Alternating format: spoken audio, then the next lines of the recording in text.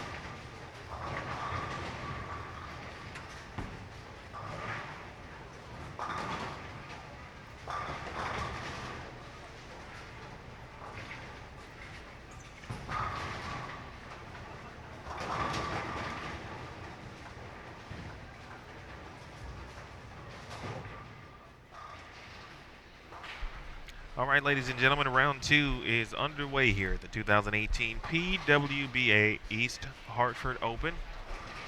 Along with Jason Thomas, my name is Emil Williams Jr. Jason McEwen to our left.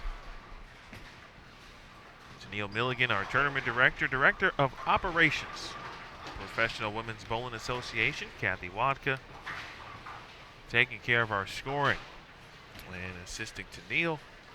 Kathy Kavicki handling our on-site merchandise, some signage as well. Thanks to everyone here and everyone on staff, and certainly everyone here at Silver Lanes, Hall of Fame Silver Lanes in East Hartford, Connecticut. Proprietor Tony Renaud doing a great job. As always, his staff on top of everything. We appreciate all of the hospitality as well. 39 and 40 is where we begin here. This is Jody Westner. Saw Jody a little bit earlier. And we will start with Jody here on 39 and 40 round two. She is joined by Dasha Kovalova, Giselle Poss, and Michelle DeVries. On 37 and 38, we'll have a Hall of Famer, Carolyn Doran Ballard. She'll be joined by Sandra Luthold, Lauren Hoffman. And on 35 and 36, we'll have Shannon Sellens, Buttigieg Poplar, Christina Hartle, and Erin Bolberg.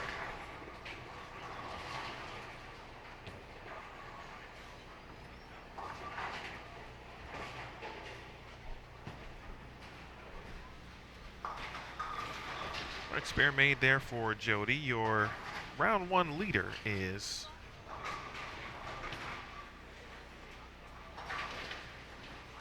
Shannon O'Keefe.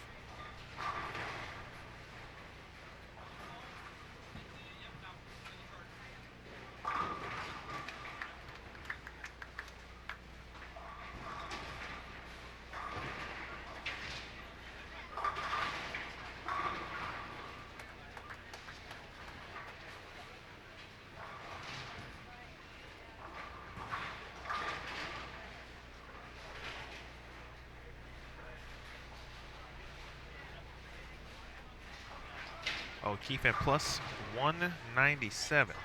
An average of 224.63. Jordan Richard, the rookie from Arkansas State, is in second at plus 193, shot 236. In fact, the last 6 games for Jordan, after starting 196, 168, she went 246, 234, 237, 268, 208, 236. That is Jordan Richards' last 6 games in round number 1. To get to plus 193, O'Keefe went 192, 215, 237, 230 first 4, 214, 267, 227, 215 back 4, plus 197. In third, Stephanie Johnson, who led for about the first 4 games, if I'm not mistaken. She's in third at plus 187. Liz Colkin fourth at plus 179. Danielle McEwen is in fifth at plus 166. Josie Barnes is in sixth at plus 160. In seventh, Hall of Famer Liz Johnson at plus 135, your reigning 3-time player of the year. Lindsey Boomershine is in eighth at plus 125. Maria Jose Rodriguez is ninth at plus 118. And Missy Parkin is 10th at plus 101.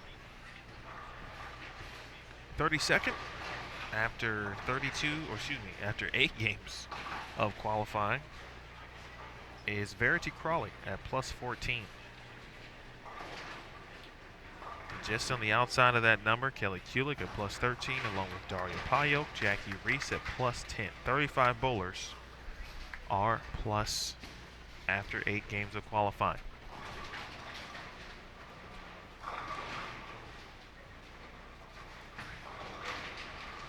Couple of good posts up on our PWBA Facebook and Twitter pages. I ask you to like and share those. Let people know that the PWBA East Hartford Open is back here this evening with round 2 of qualifying. Certainly are live. Appreciate that.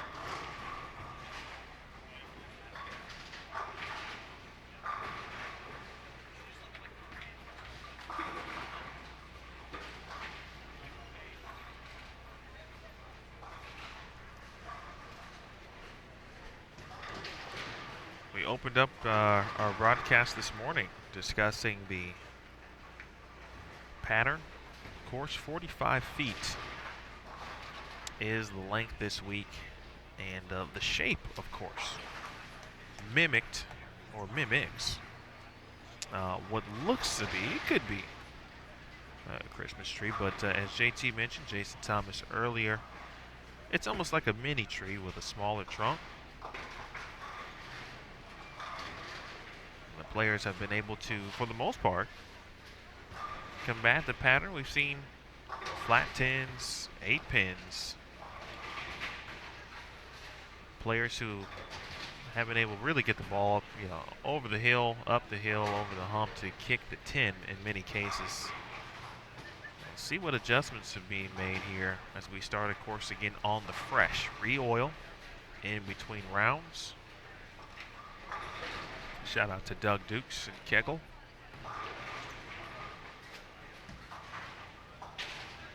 The blueprint seemed to be start around 15-ish. And then for the most part, most players didn't really get past, I would say 23-ish, 24 at the arrows, maybe 5th arrow. That shot there from Lauren Hoffman.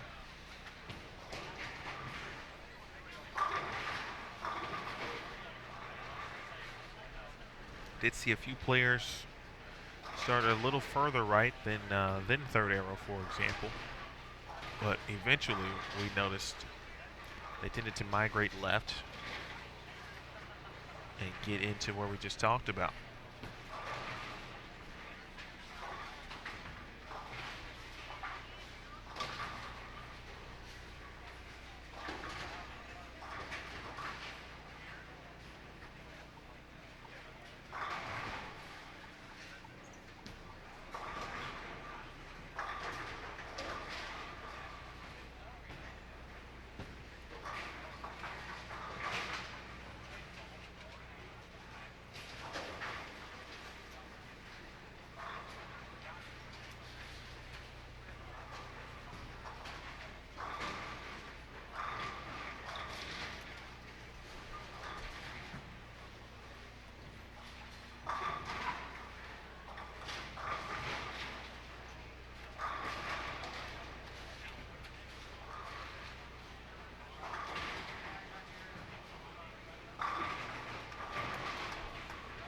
Talked about Giselle Poss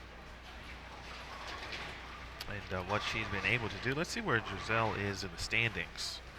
But was commenting, of course, this morning and this afternoon about her ball is able to do some different things off the end of the pattern that other players aren't able to do.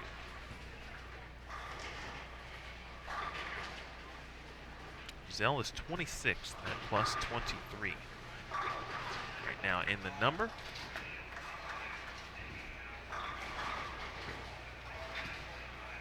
That's a pretty good shot there. It is. Freeze, nicely done.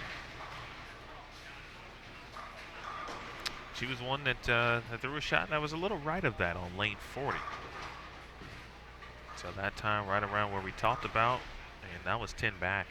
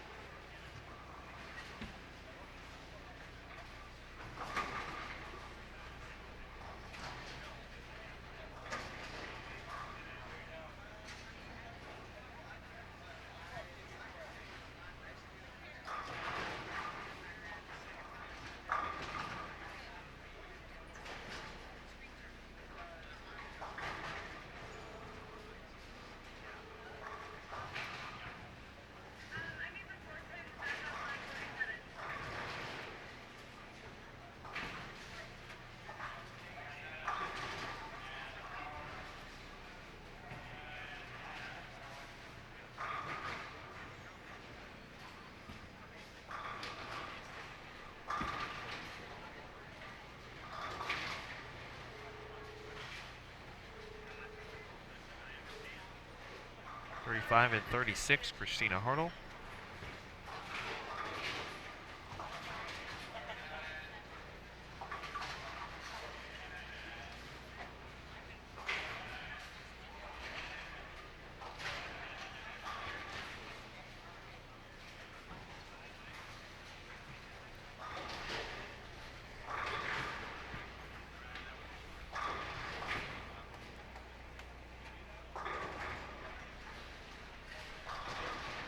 There's Aaron Bolber.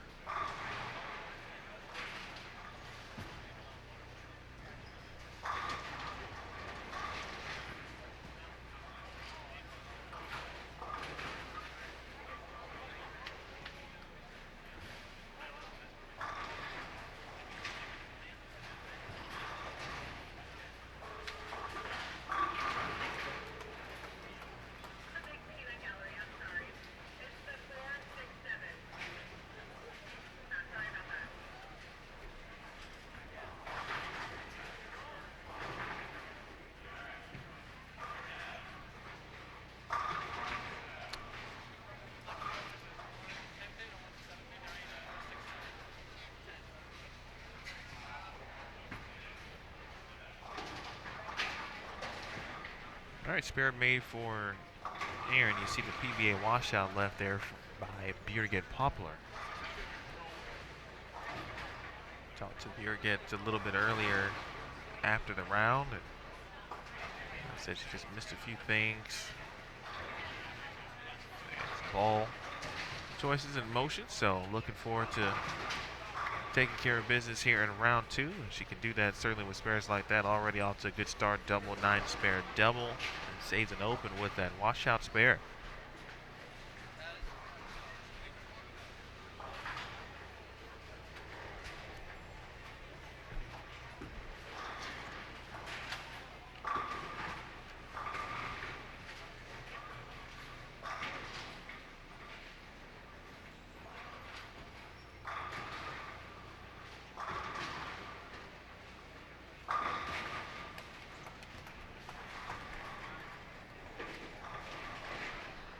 Shot there from Hartle. We'll get a look at Sellens, and then we'll hop on over to 37 and 38, see what's going down. As Carolyn Doran Ballard trying to figure some things out. Just threw a good shot.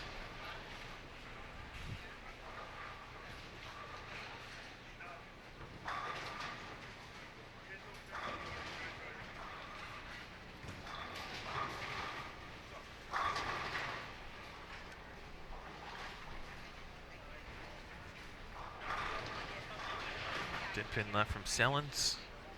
Now to CDB looking for a first double of the game. 2 quality shots back to back.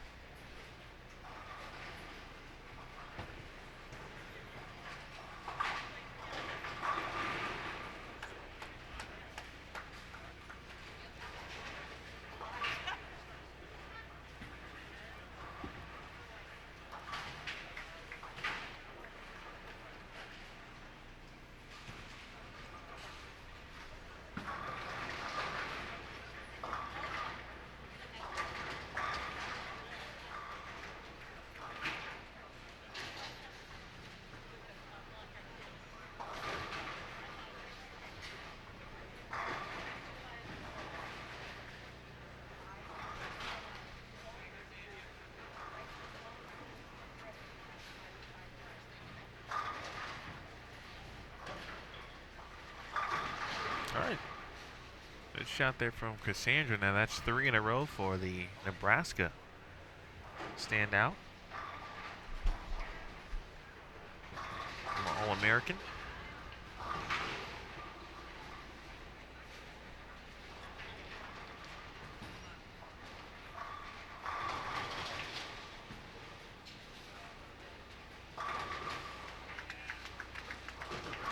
Hoffman off to a good start here, game 1.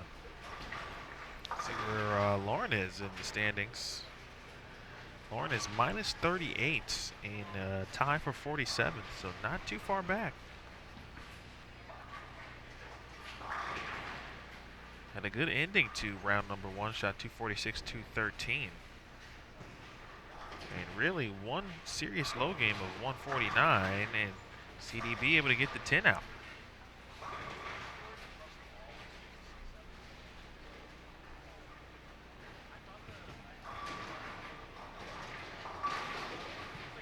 Back to Luthold here. These two, these three really can continue to keep the strikes flowing. Luthold, that's got a hook. And the 1-2-8-10 for Cassandra. Lauren Hoffman said to step up on 37 from Jamesburg, New Jersey. Take a look at Dasha Kovalova and 39 and 40 in a second. Check in on that pair. Here's Hoffman. Got to hurry as well. Did the old hip check. And a 2-8. Now over to Poss. 10 pin.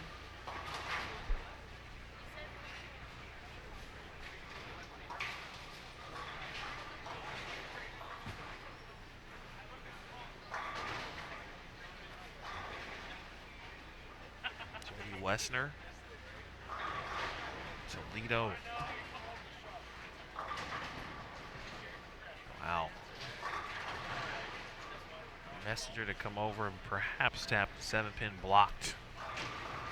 Get that out of here.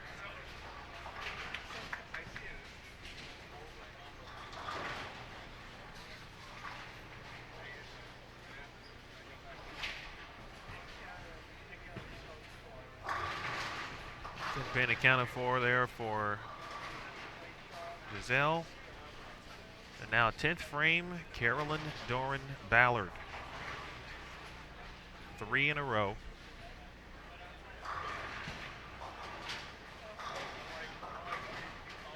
Wow, pays the ultimate price there.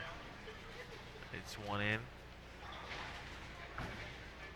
3, 6, 7, 10. I think it was that bad.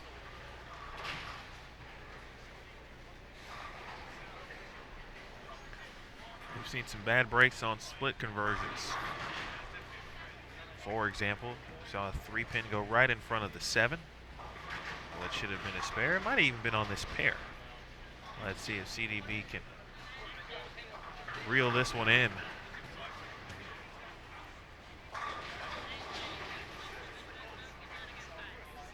And Luthold with trouble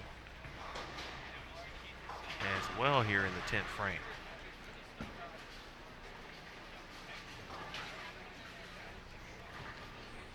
All right, 175 for CDB.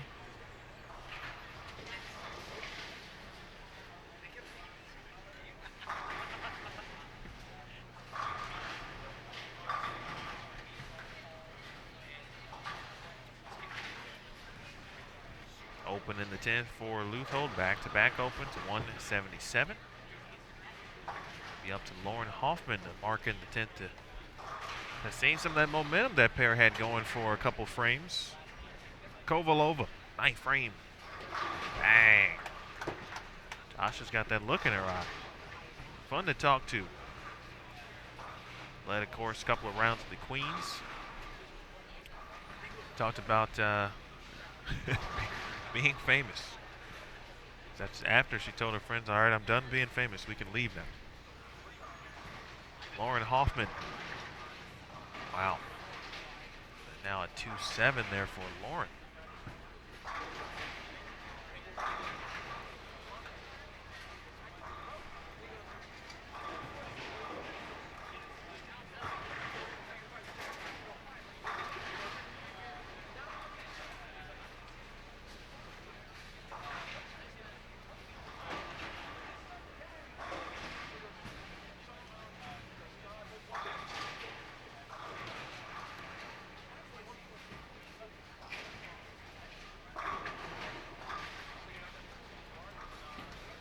Side flush shot there from Joni Wessner.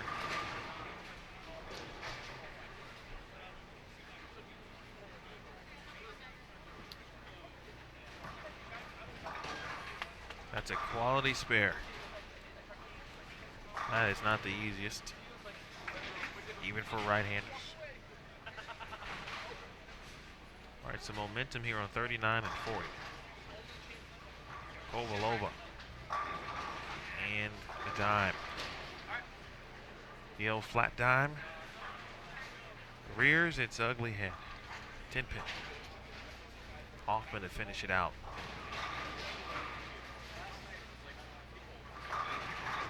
It's a quality game bowled there by Lauren Hoffman. 214, we mentioned she was minus 38. She's going to move up the leaderboard and get close to the round of 32, of course, with 7 more games. Poss, that's going left. 4-9 tripping. That's one thing we can say for sure. Giselle Poss's bowling ball is going left. We can't say that about everybody else's bowling ball today. But hers is going to make a left turn. We got to teach her how to slap that off, right? That was definitely a moment where you can get into it a little bit. Exactly. I mean, that's for, 250 there. She 4-9s there, she shoots 220.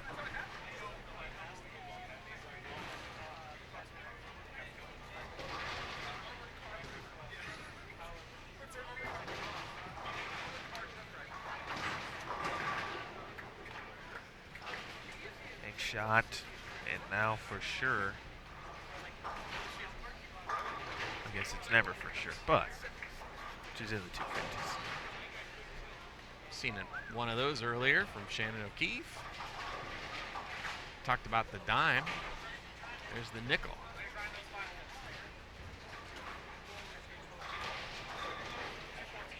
Didn't matter too much though on the fill ball. 206 for Kovalova. Ukraine.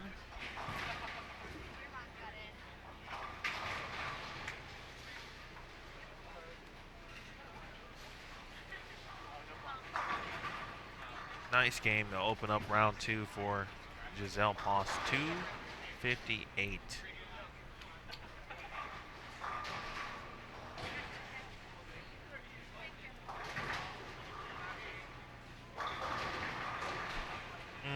Good shot there from Jody.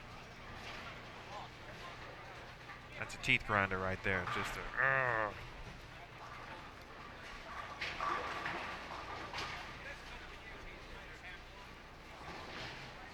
Had some fun so far here in game number 1.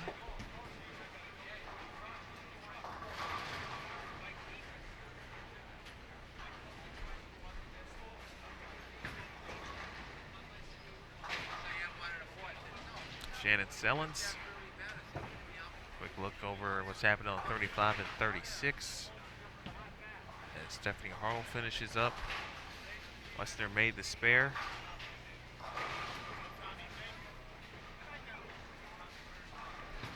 The Rise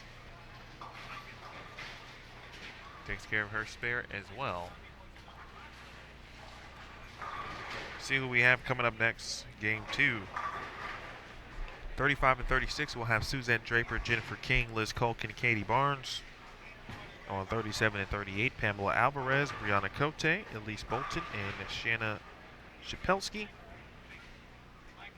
And on 39 and 40, Rebecca Van Scoik, Casey Landers, Kayla Bandy, and Daria Payok.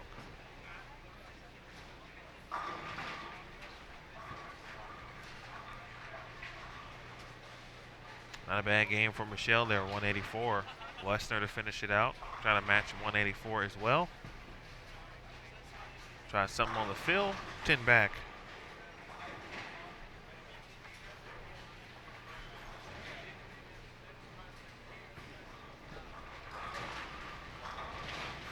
Final shot of game 1 on our featured pairs.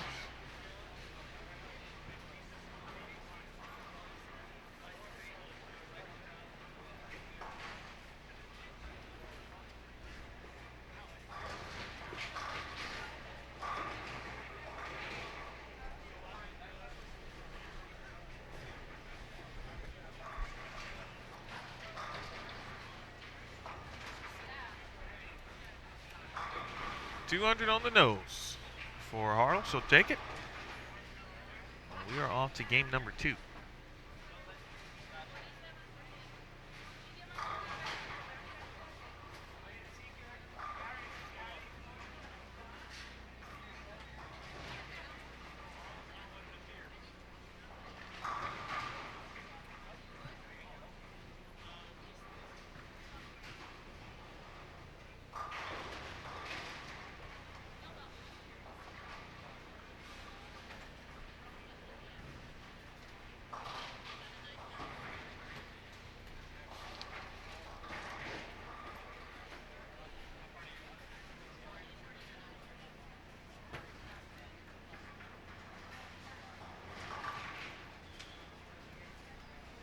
Don't forget, folks, pwba.com/live. We've got you covered in regards to all the results, standings, and everything you need to keep up to date with what's going on this week here on the PWBA Tour.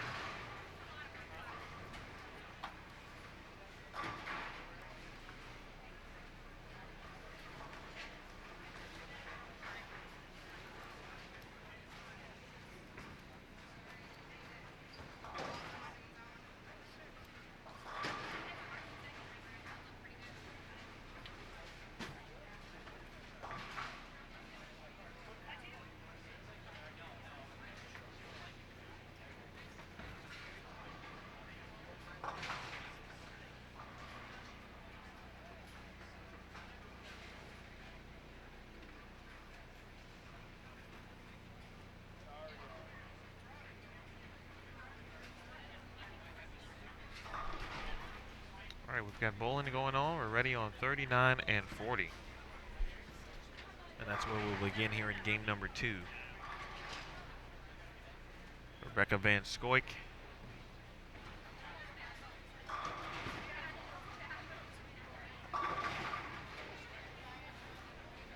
line a 4-pin there for Rebecca.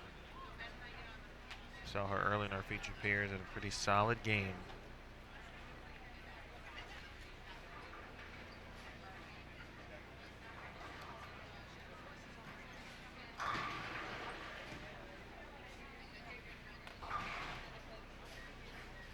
Silver Lanes, a lot of fans.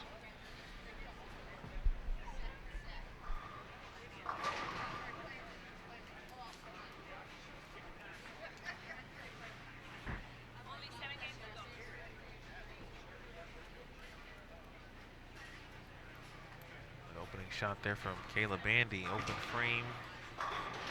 After one for Casey Landers, the young rook.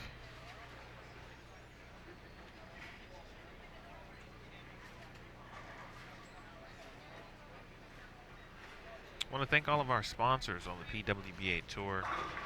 Good shot there for Casey Landers. Bowlerex.com, GoBowling.com, Nationwide, Pepsi, and Cubica AMF. All of our registered product companies for both bowling ball manufacturers, apparel companies, and accessories. Thank you for all of your support of the Professional Women's Bowling Association.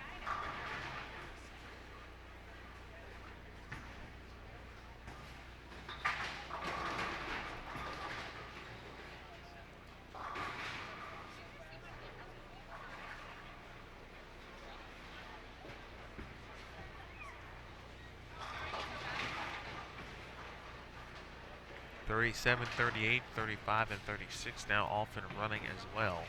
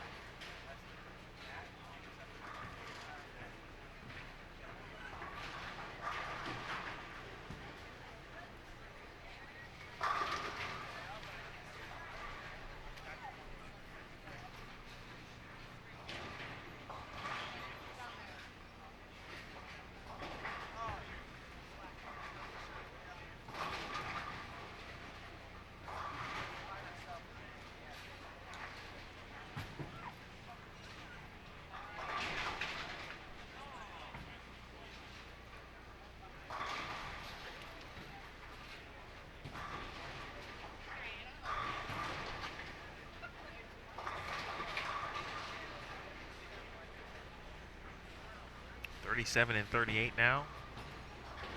Chapelski, Rochester, New York.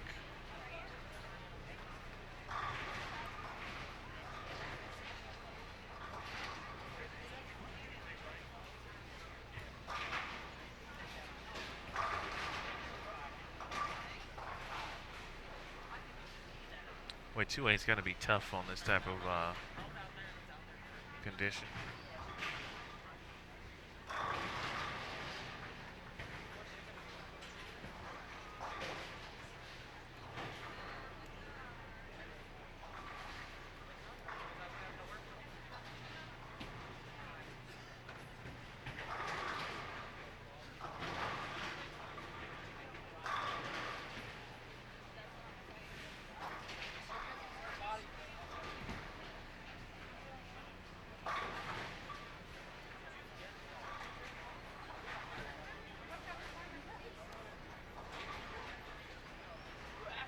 Chapelski, Pamela Alvarez, Brianna Cote, and Elise Bolton.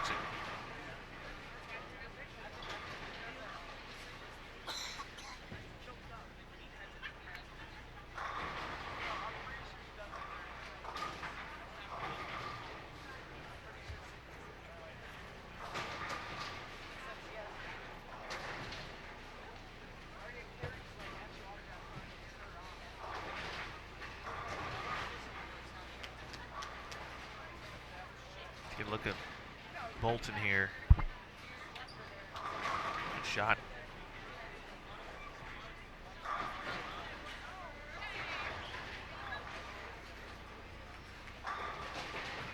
Elise, again, a former Nebraska Cornhusker as well.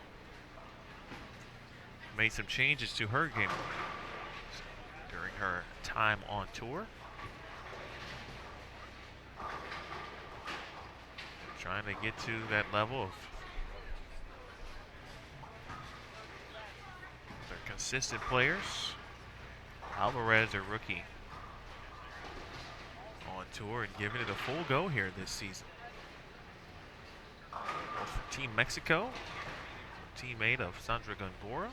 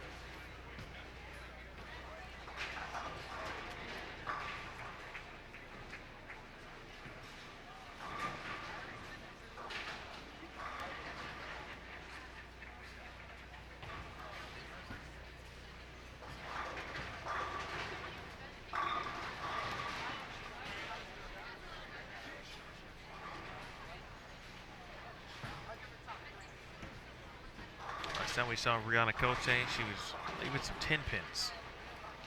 That was earlier this morning.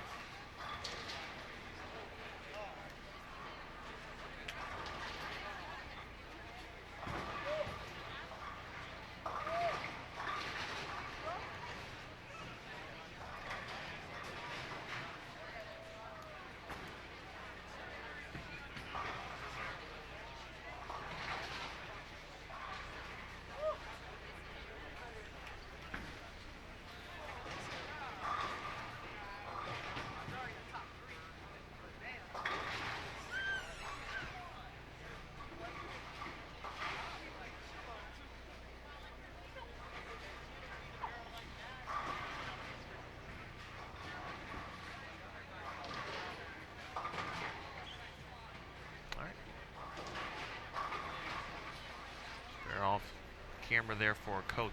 Saw Jen King leave a 4-pin. Let's take a look at Suzette Draper going out here to take care of the 1-2-4.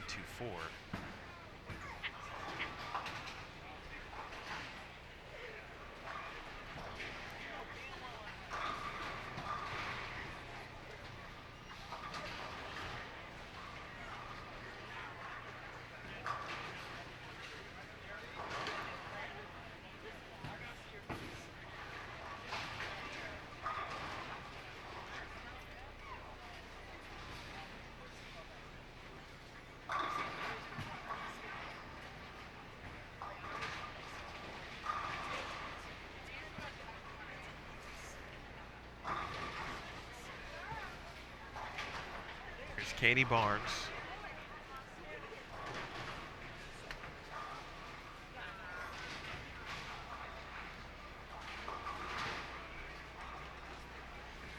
Or 6-7 there for Katie.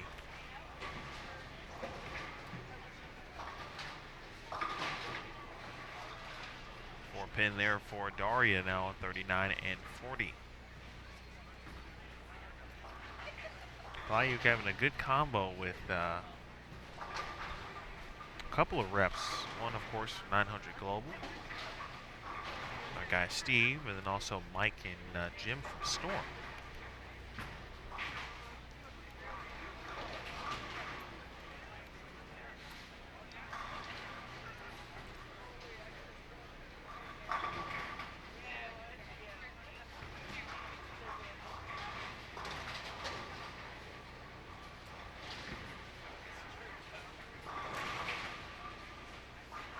Still early here, game 2. If you are just joining us, let's take a look at some scores here, see what we got.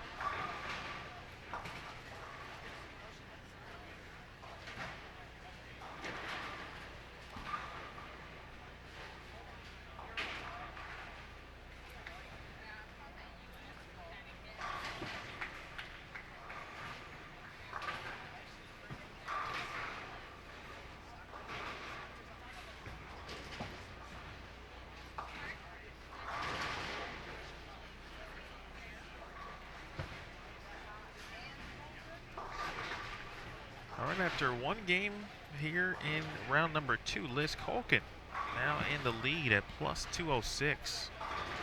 Shannon O'Keefe is second at plus 200. Danielle McEwen is third at plus 198. Jordan Richard is fourth at plus 190. Josie Barnes is fifth at plus 187. Lindsay Boomershine is sixth at plus 161. Stephanie Johnson is seventh at plus 156.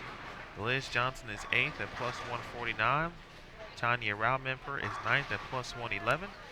Sandra Gongora is 10th at plus 109.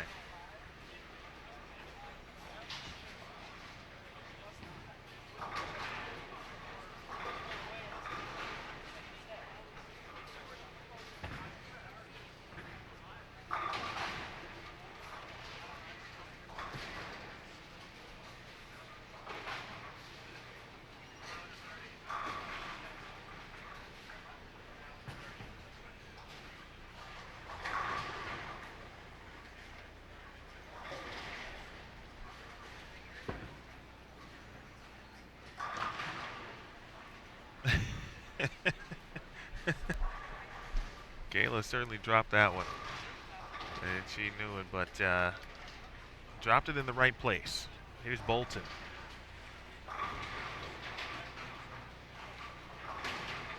Uh-oh. Uh-oh. All right, just a 5-pin. Back to Payo. Hila Poland. I think she was just at in San Antonio. With some stuff, of course, representing 900 Global. And a 2-4-10 there for Daria.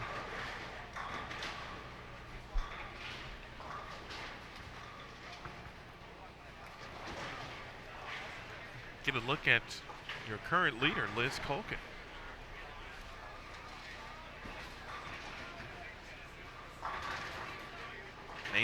Maybe.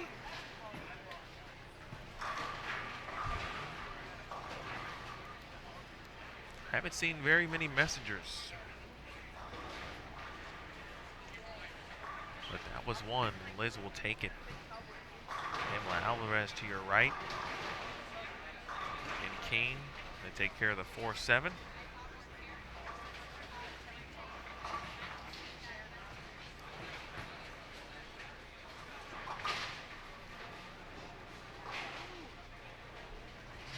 Here's Cote, runner-up. Back-to-back weeks, Fountain Valley, USBC Queens.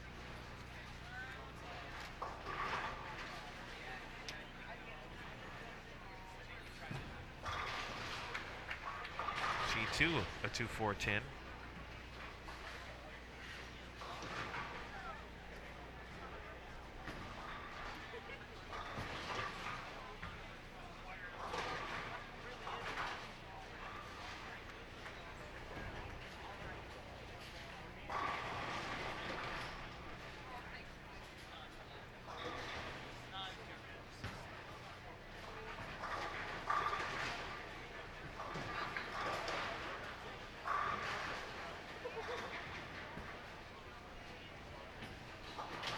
and she will convert.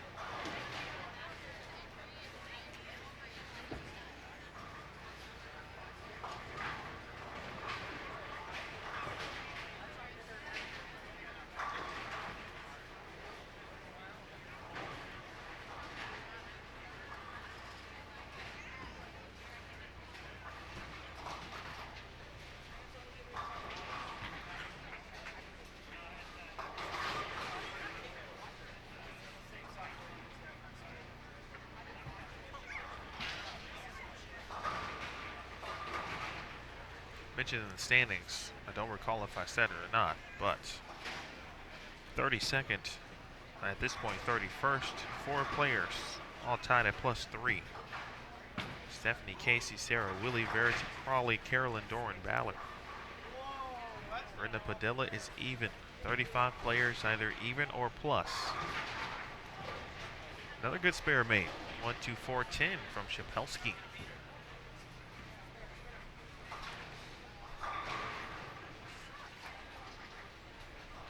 Now on the Casey Landers. 39 and 40. Halfway home here on this pair. Good shot. The best of this game.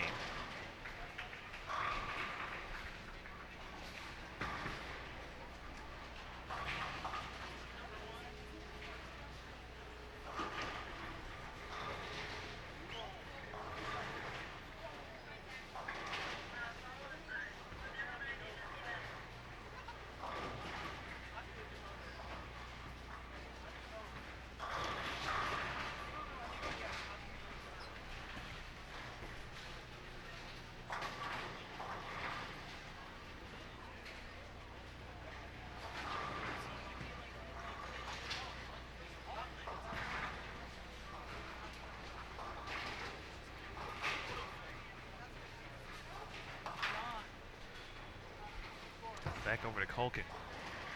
That's in. Out of trouble, 4-7. Gave that look like, hey, what's the deal?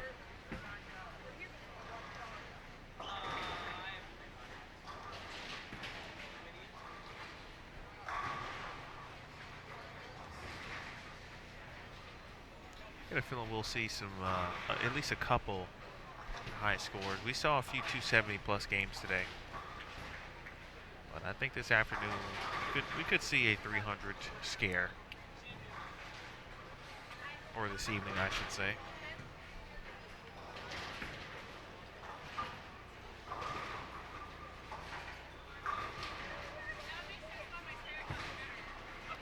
Colkin spare. Van Scoy.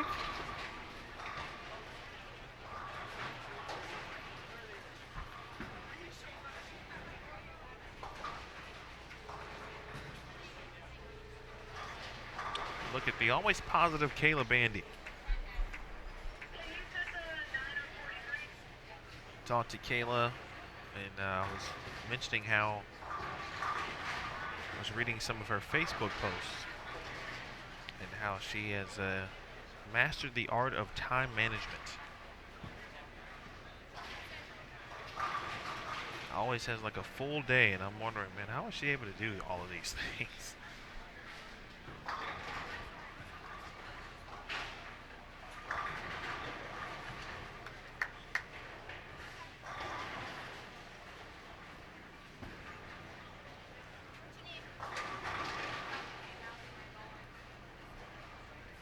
A couple of good roommates, her assistant coach and good friend Jen King, as well as her good friend Jen Higgins.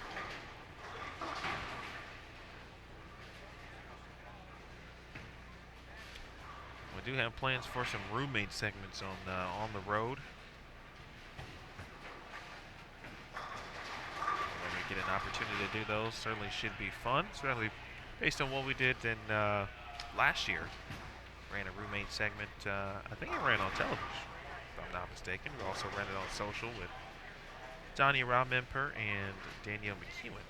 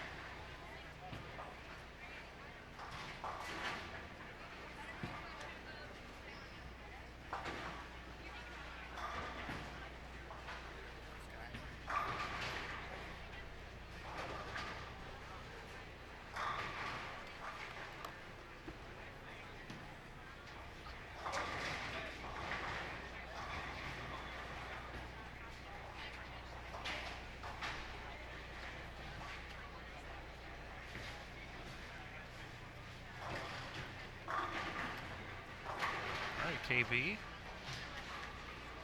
That's a double.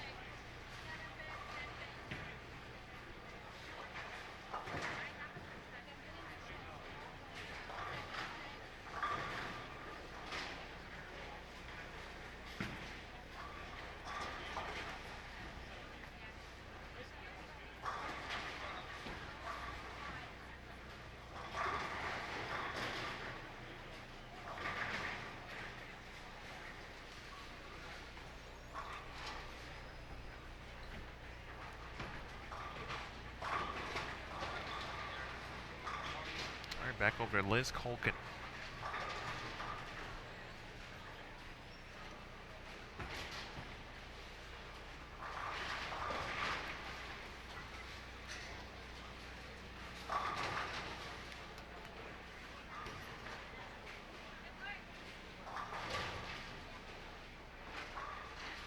I want to thank all of our viewers.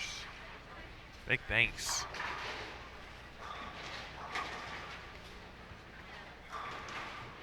Everyone watching on your computer, mobile device, whether you've got Chromecast or HDMI cable hooked up to your TV, whatever it is. Thank you.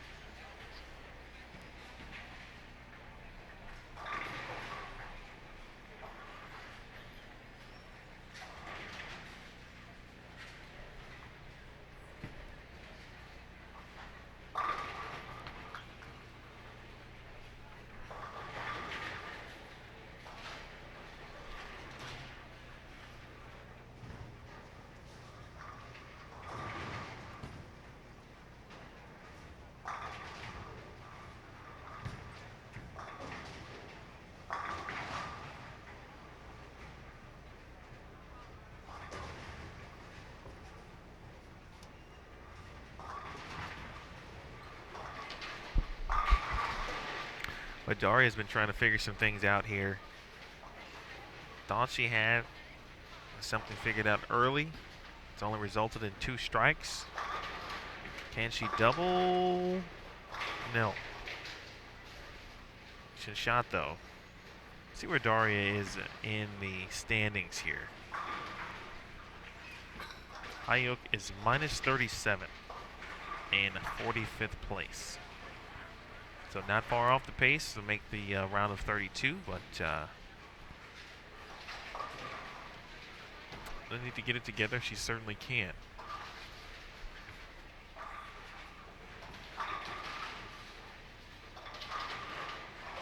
She'll attack this 4-pin here.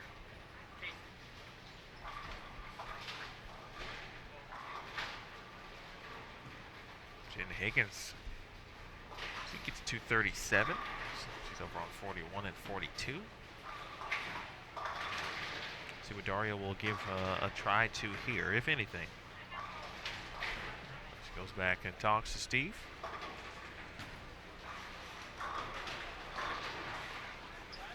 Watch out for Brittany Freeman, folks. Just keep an eye on that name.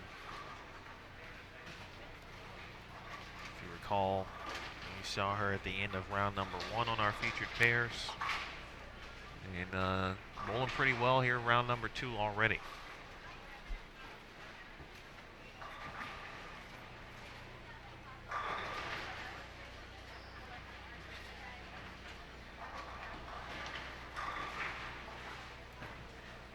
Frame going 35 and 36. Wow. 3, 6, 9, 10 made with ease there for Jen King. Van Skoik.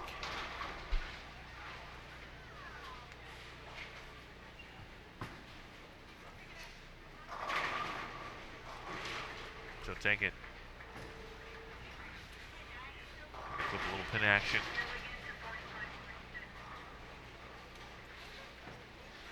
Get to 183.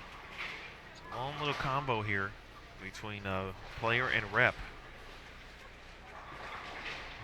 And Daria will allow Pamela Alvarez to go first. We'll try to attempt or complete or convert.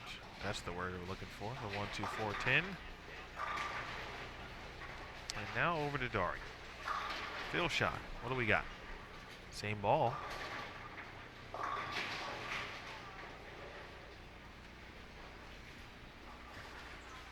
Still looks effortless though. But not the result Service is looking for. Same ball, same problems. Yeah, this is a tough one for her. You know, her rev rate's so high and she's so up the back, her ball wants to read so early. And then if she can get it through the front, then it's got so much energy, it wants to jump out of the tube on the back part of the lane. So this is really, really tricky for her.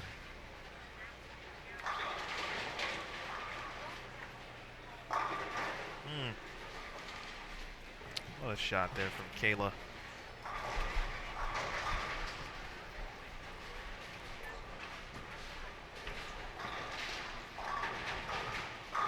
Spare, she'll be in the 220s. 3 has just been sparing and sparing away. And not easy spares either. A lot of 8 count, 7 count spares. That's how you stay in it here. Best she can do is 192, but she'll take it certainly. Trying to maneuver this 45-foot pattern here. Game 2 still dealing with some fresh remnants, of course.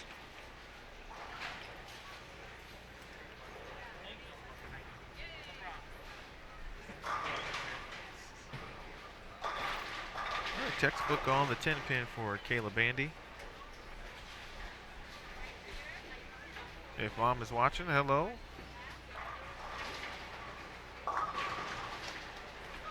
Mom and dad. Mom and Papa Bandy for that matter.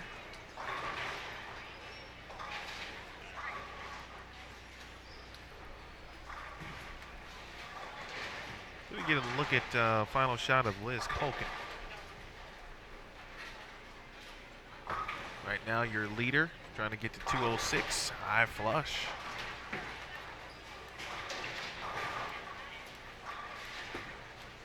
She'll add 6 more pins to her total. She'll get to plus 212.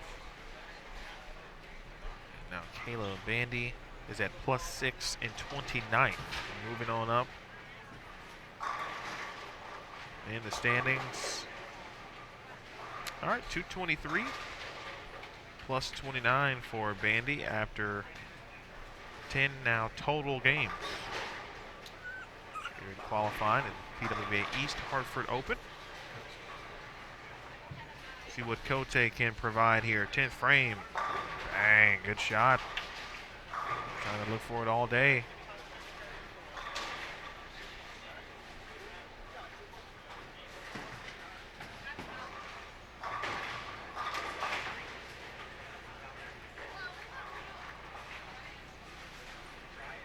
Work of a professional bowler to figure it out. Sometimes it takes all 10 frames. But hopefully within those 10 frames, 90% of those frames, you leave yourself some makeable spares. You're going to have to make a split or two every now and then because that's just what you have to do in this game. And then you probably throw it pretty solid, probably not the best. And then you leave a 7. It's a much better game bowl than the 182 that will be the final score, but that's part of it.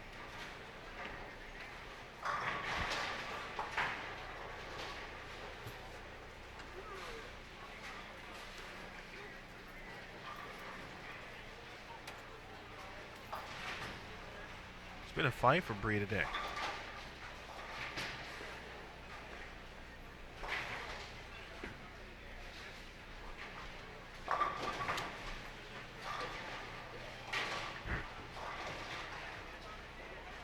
Well, last few shots for Elise, the shots have looked okay. They haven't sounded the best. Not hitting, I would say. The 1-3 with force, if you will. The sound is it's almost like a golf, shot.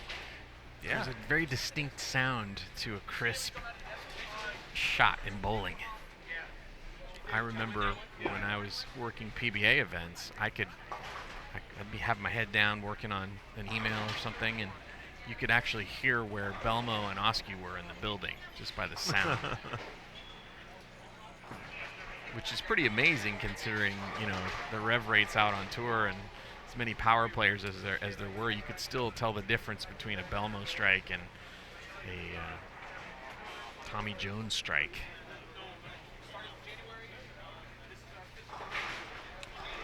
Looks like a ball change here on the fill, as you would expect.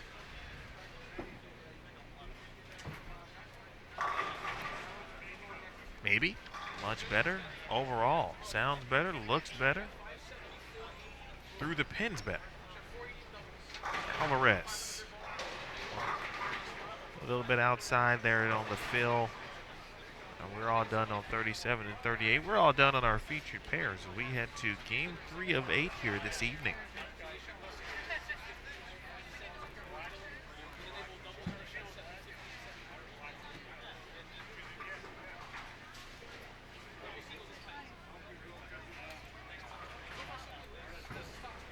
Tell you who's coming up.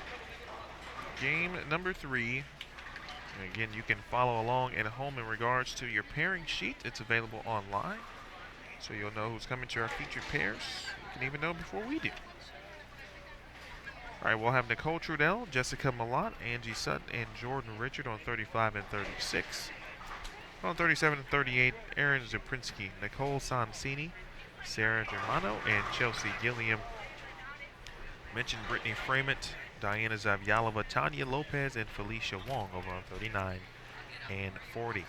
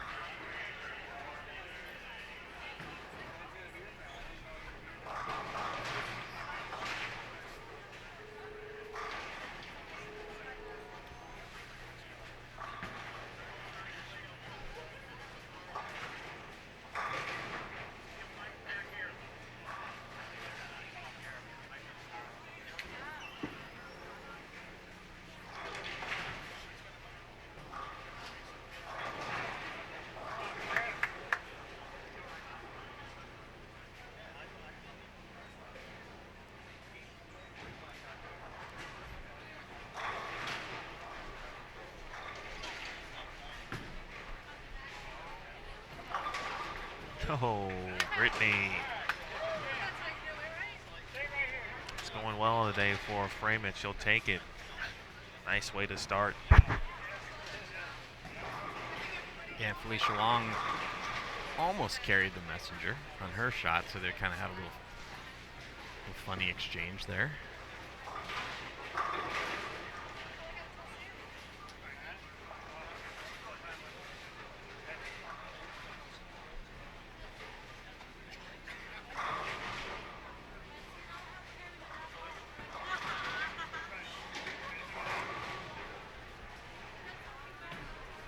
See where each of these ladies are in regards to the standings. Alicia Wong at -73. Good shot. Won Canadian Nationals just last week. Gold medal there. Zavyalova, 38th, -14. These are after after 9 games, I beg your pardon. After 9 games.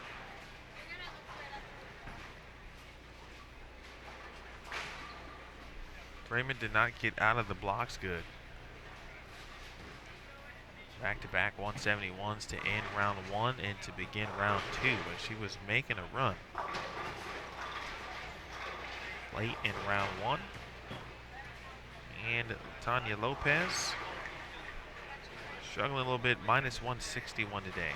Again, after 9 games.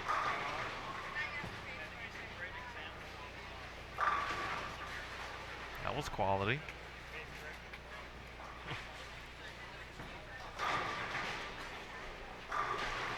That's about how I felt at the Open Championships when I threw that one really, really, really good shot. The one. Not Tanya. I'm talking about myself now. Out of 107. Yeah, because there were a lot.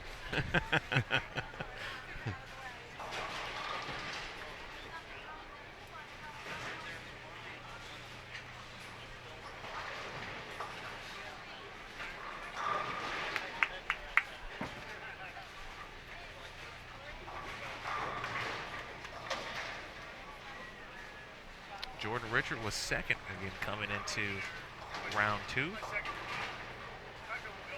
This is her first standard event. Tour. Full-time player out here.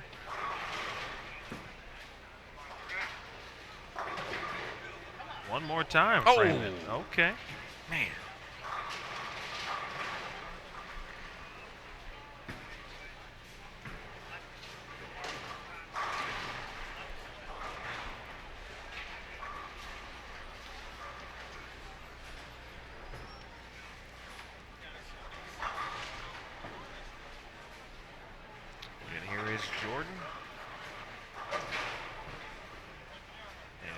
After 9, chops the 10 out.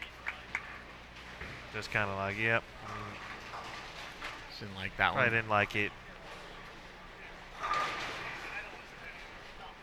The rest of the field wishes they could do that to the pins on a shot they hated.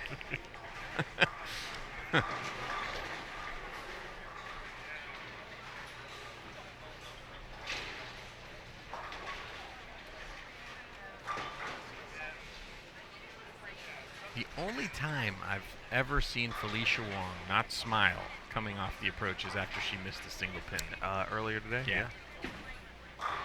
That's the only thing in the world that can make her not smile. And that's fair. I think that's appropriate. You're a very optimistic person if that's the only thing in the world. Because that is something to not smile about. But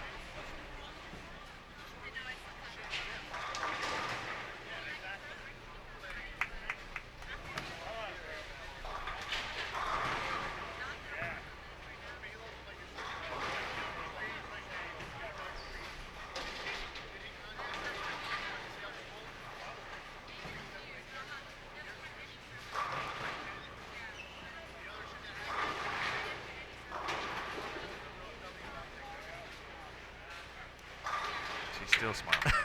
Impressive. Impressive. I had to remember what pin that is. I know it's the 5. Aaron Zaprinsky just made a 4-5. And now we've got a 5-6.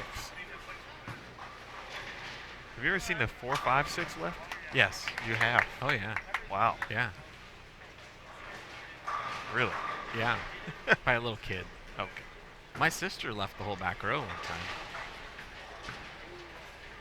With the ball still on the deck. But she's left it. I wanted her to let me shoot it for her. But they didn't let me. Did she make it? No. Hook a little. Yeah. Now she's smiling even more.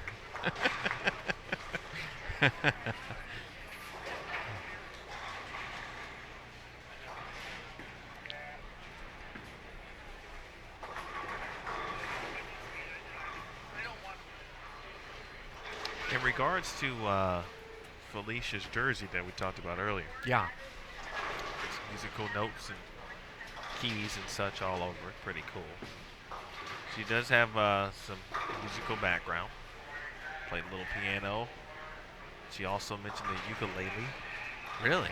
And there was one other instrument that's leaving me, but she said singing is actually her first love. Singing? Singing. You asked her, you talked about it with her over I the did. break? Nice. Yeah. That's cool.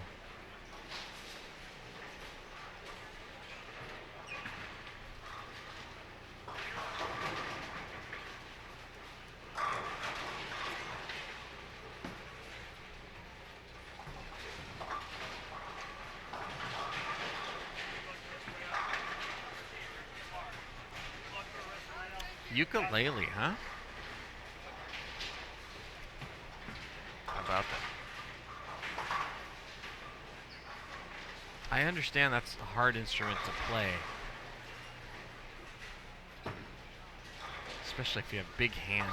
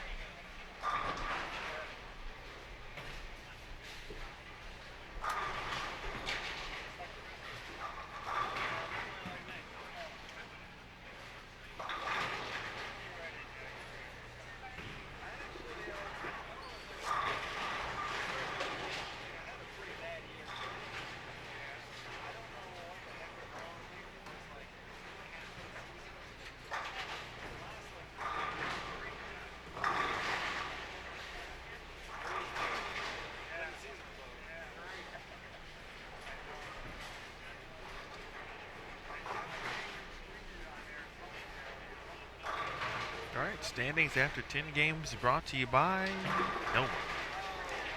Shannon O'Keefe plus 233, back in the lead. Liz Culkin moves to second at plus 212. Josie Barnes now in third at plus 208. Danielle McEwen is fourth at plus 199. Stephanie Johnson in fifth at plus 195. Lindsay Boomershine is in sixth at plus 185. Jordan Richard, seventh at plus 171. Liz Johnson, beg your pardon, is eighth at plus 170. Shakovalova, ninth at plus 146. And Giselle Poss has gone 258, 248 so far here in round two to get to plus 129 now in 10th. I said look out for her, especially if she can, you know, figure out a way to hang on during the last 4 games of this block.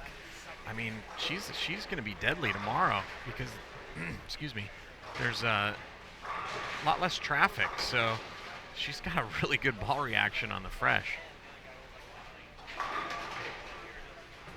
Someone else you mentioned that to look out for was Nicole Trudell. She is now in 11th. She finished round one, 222, 207, 245, 201, 258. There is Nicole. It has begun here, 225, 221.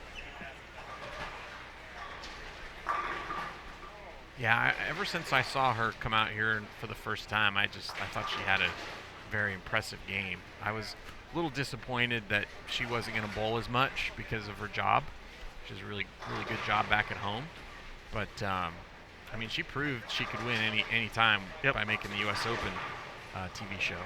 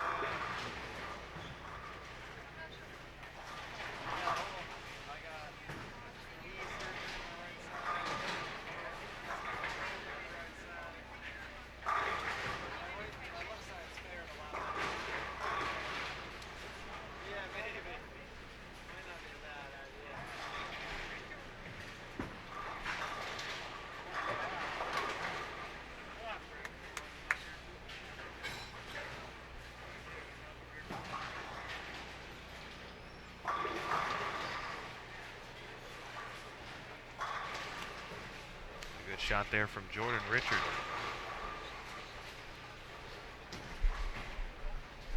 Her and sister Haley, fraternal twins. Yeah, Jordan, man, she makes bowling look super easy.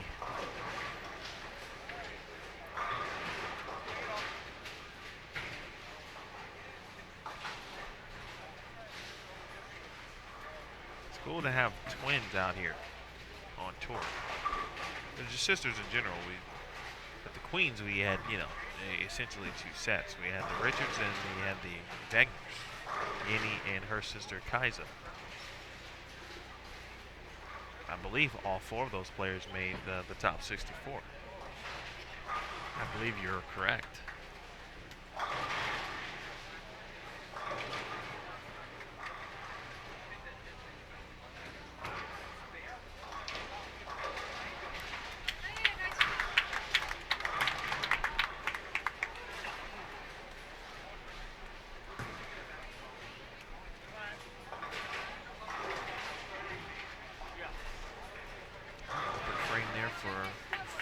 Here's Jessica Malott.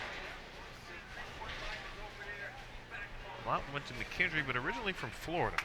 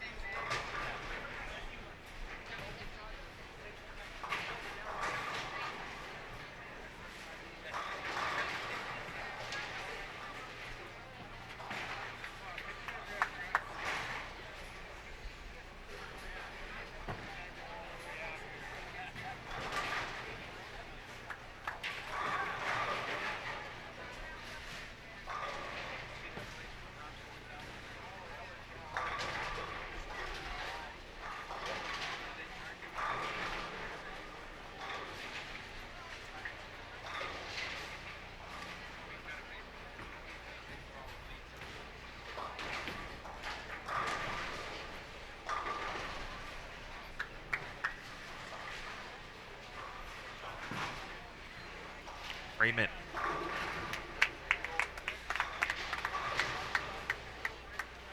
Quality shot. She's got some support. So does Nicole Trudell.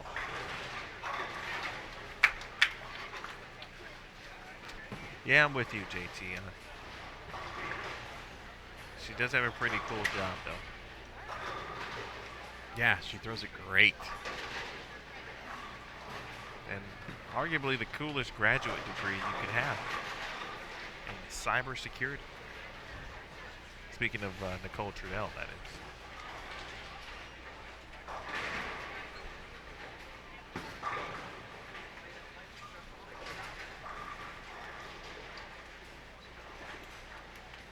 She can cash in a PWBA tournament, and she can prevent crooks from stealing the money. Pretty impressive.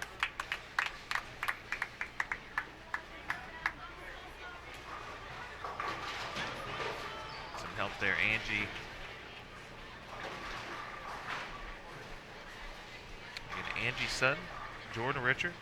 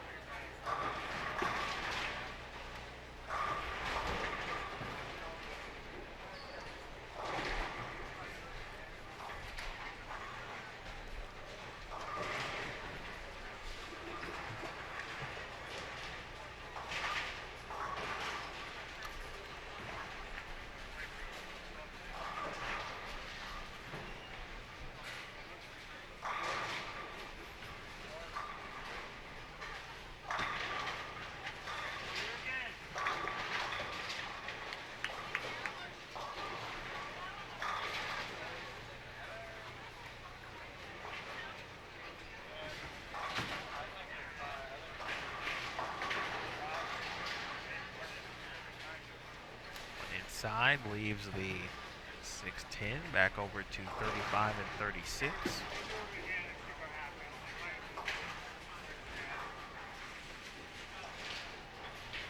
Jessica Malott in the travel in the family motorhome.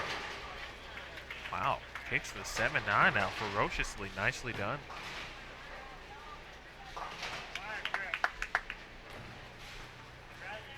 Part of she had a real telling answer actually in the talked to many of the rookies on the road episode and talked about the motorhome portion, and, traveling with mom and roommates, for example, but you know, learning some things and really, you know, the adult stuff, trying to be an adult, learning how to be an adult, be a professional, which obviously completely different than what she's used to in regards to collegiate bowling and trying to make it on the PWBA tour.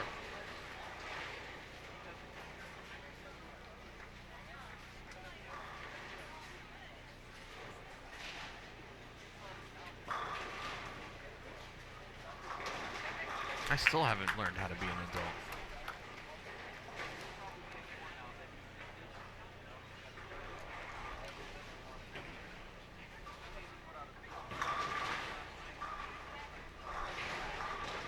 All right, Jordan Richard coming up.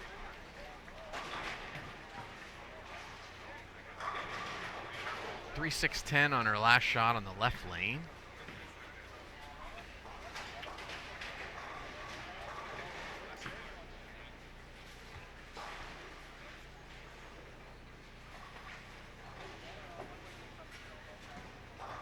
Let's see where she's playing. Get a good look at where she's playing and the ball she's throwing.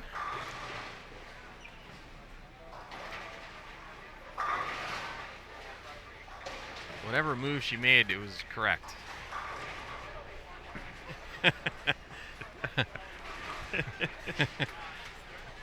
Yes.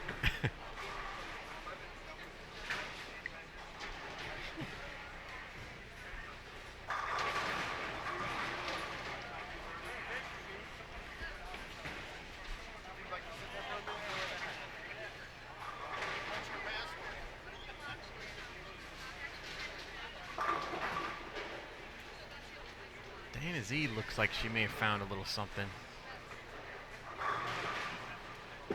She's going more with the high hard one approach, which I think is a good idea. It's interesting. Last couple seasons ago, actually, she started to go with that high hard one kind of as her go-to, and this year seems like she's been trying to hook it a little bit more, but she can do all of it.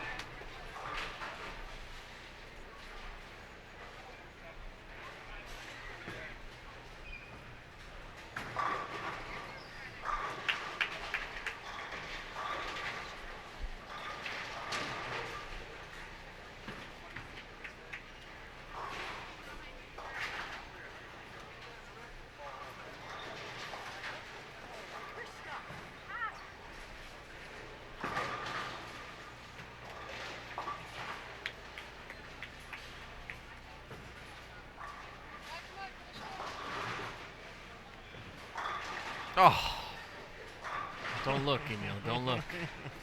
Don't look. I know what it is. Man, what a good shot.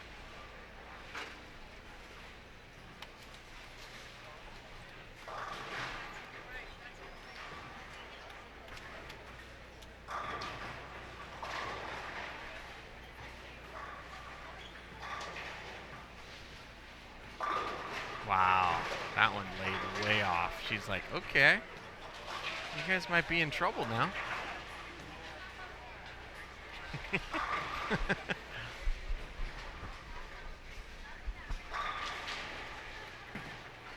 How much you guys want to bowl for again?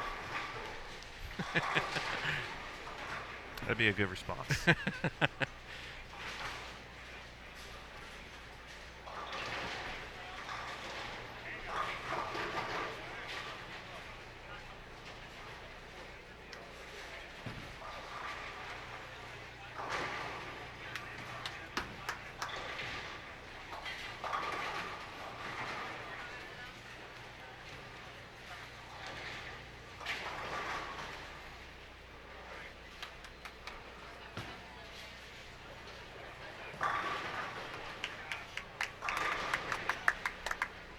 Freeman throwing some really good shots.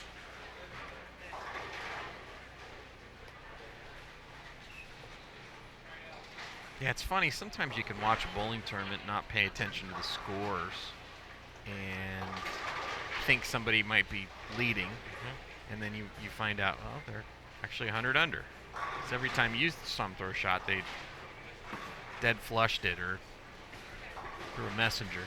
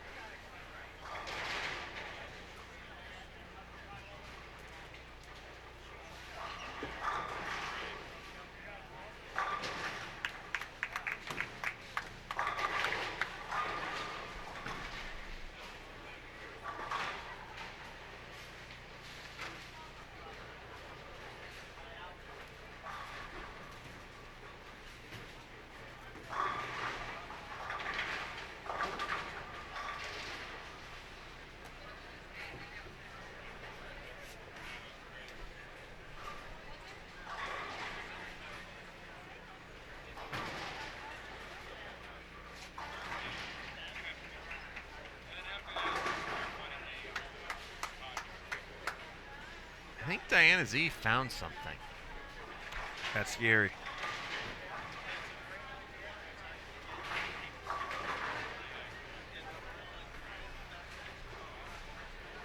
See if it'll continue to translate.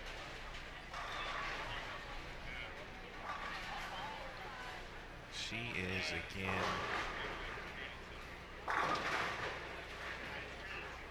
just outside the number right now, -3, 33rd. So that's going 225, 211 to start.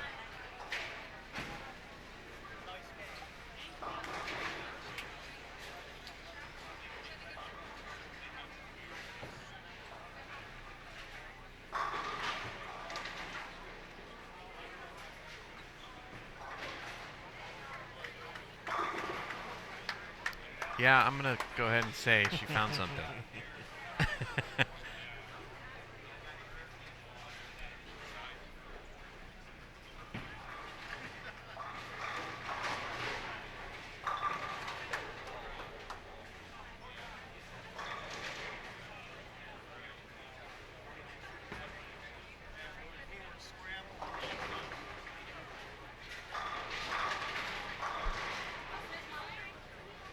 Going to get a look at a different ball, but I'm not sure she's going to need it for a while.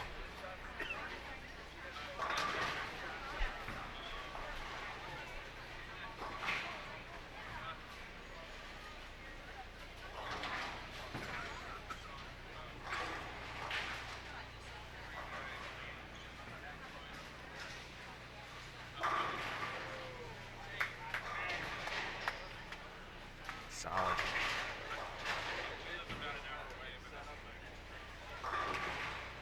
.247 for Diana Z.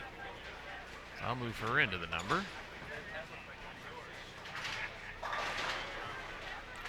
Now instantly a +44. Yeah, she could be top 5 by the end of the block.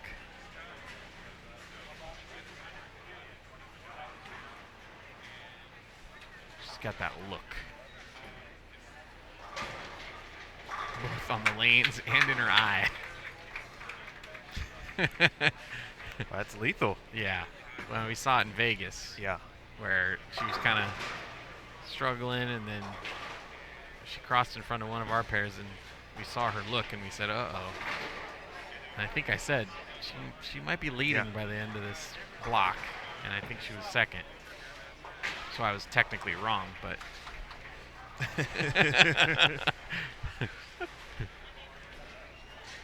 Spare there for Angie Sutton.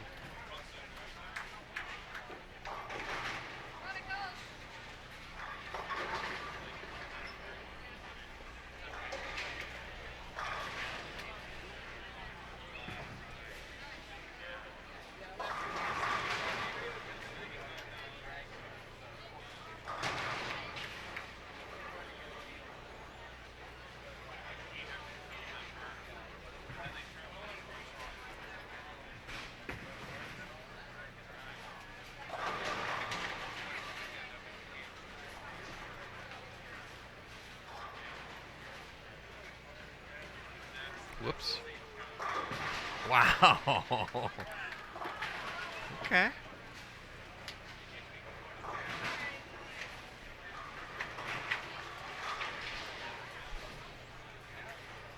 We'll take that. That's some good information. Sarah Germano doubling up. She's on lane 37. Another look here at Richard. 4-pin there for Jordan. Toprinsky finished up. See if Sarah likes to make a ball change. Doesn't look like she will.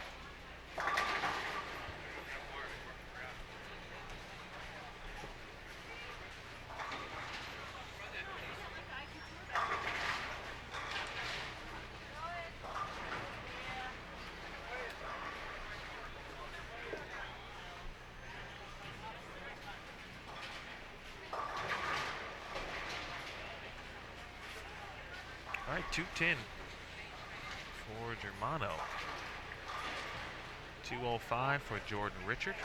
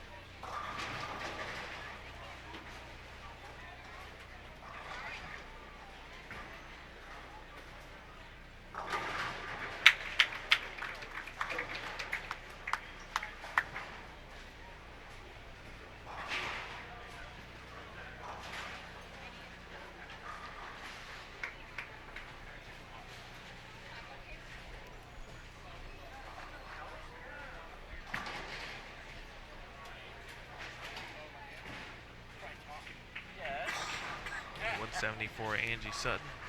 Nicole Trudell will finish it out.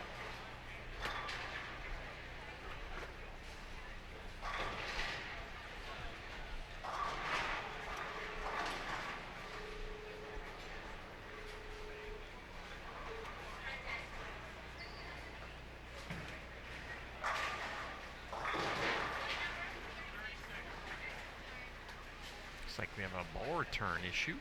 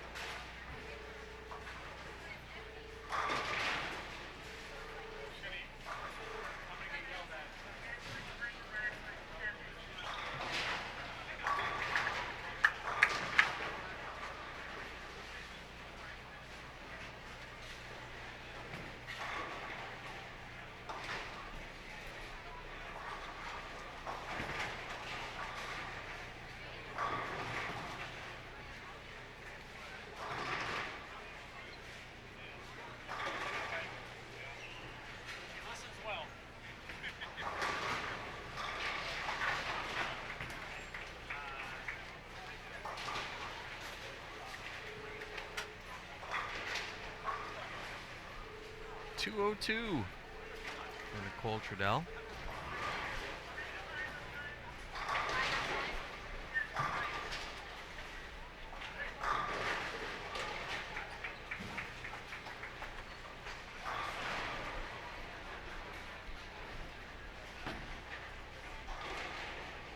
We'll get to watch Jordan and Nicole for another game, along with Angie and Jessica Malott.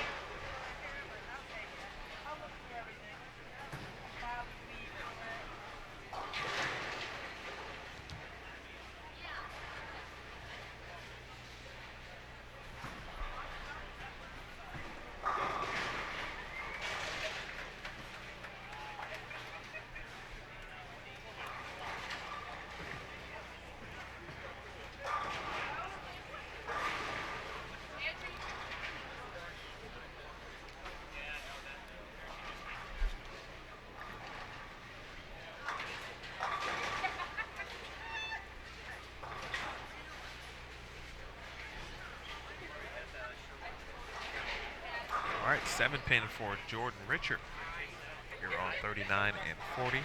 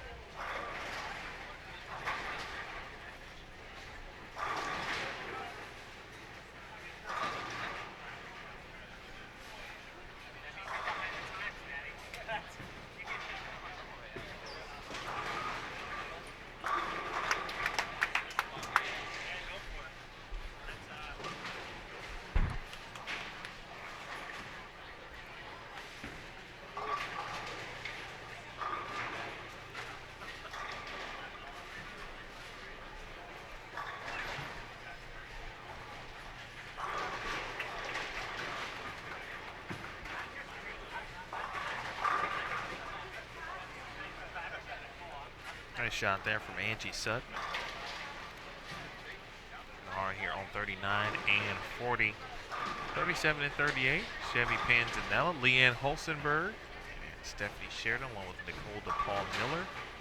35 and 36 features Krista Hardy, Danielle Niddle, Verity Crawley, and Shannon O'Keefe. Richard.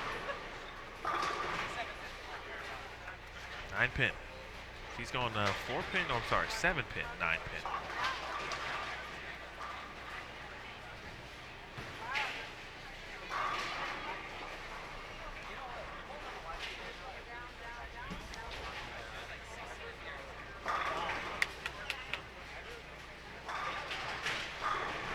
Movement in the standings after 11 games.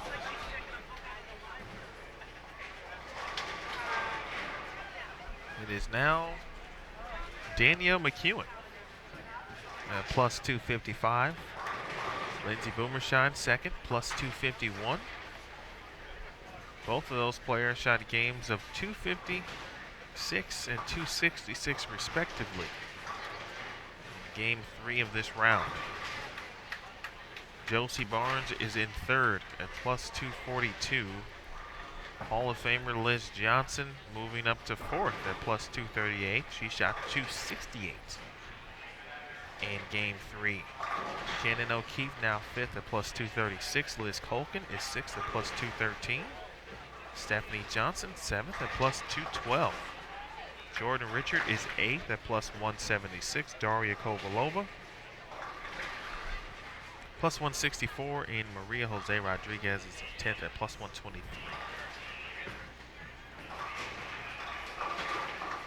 Following Maria, 11th, 12th, and 13th, Nicole Trudell, Giselle Poss, Sandra Zungor. Tied for 14th, Jen Russo, Tanya Raumimper. All the way down to 32nd. Shannon Pluhowski, plus 24. She is the number at the moment. Brianna Cote is 33rd at plus 23.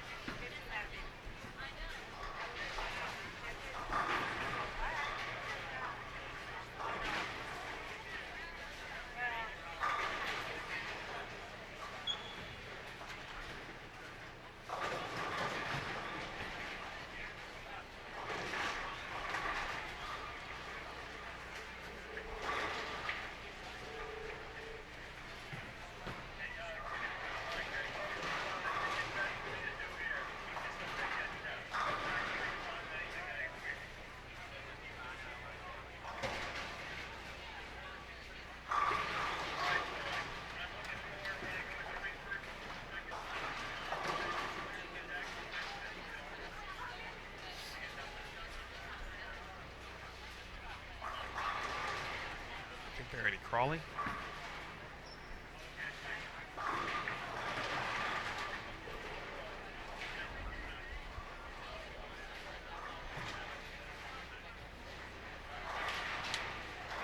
Six there for Verity. She looked to be a little further left than most of what we've seen.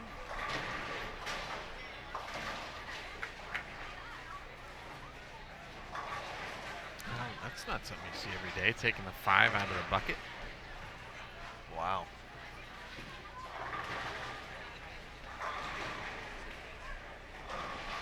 You know what I keep forgetting to bring weekly? It's my trusty PWBA seat cushion. Oh, yeah. Would help. Yes. Every week about this time, I start to turn and try to stretch and whatnot. And I'm sure everybody in the center would trade with us, though, right now. That's true. That's true. But that cushion would be great. Posture is important.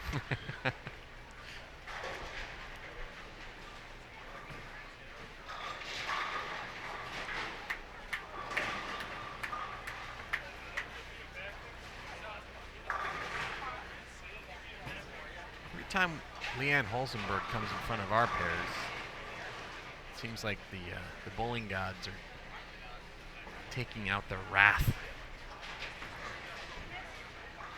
Not sure why.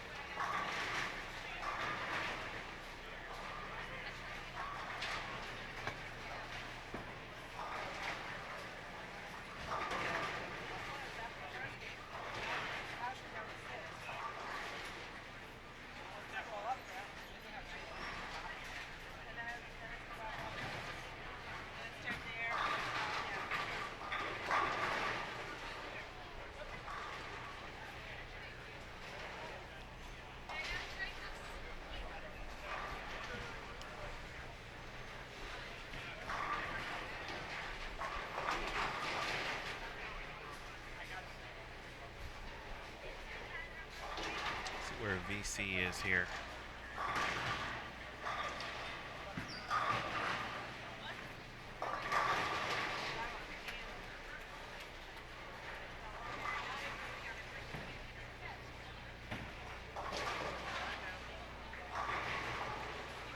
Shot there, Verity clean. Olsenberg. That was 10 back.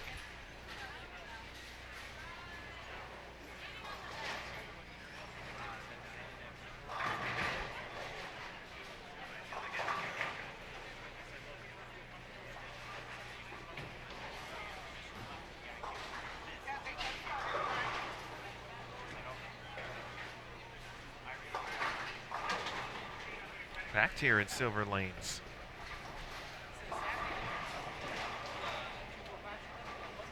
Past the 7 o'clock hour, Eastern Time.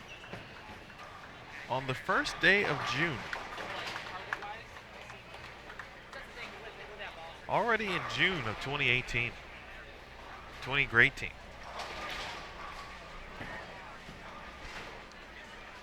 Time flies.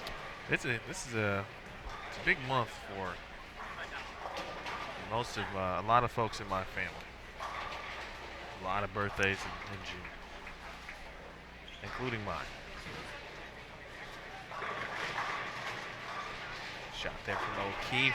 That stops her string at 4 in a row. That's a pretty good shot. I think Jessica Milan with 3 in a row now.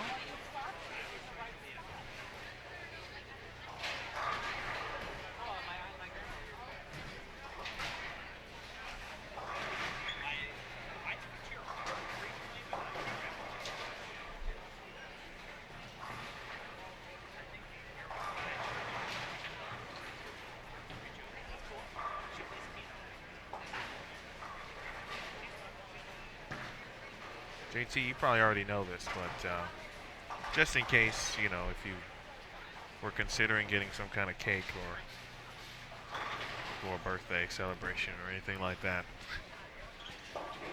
lemon, vanilla, white cake, not chocolate, basically. I did know that. No coconut. I thought you did, but just, you know, you just can never be too sure.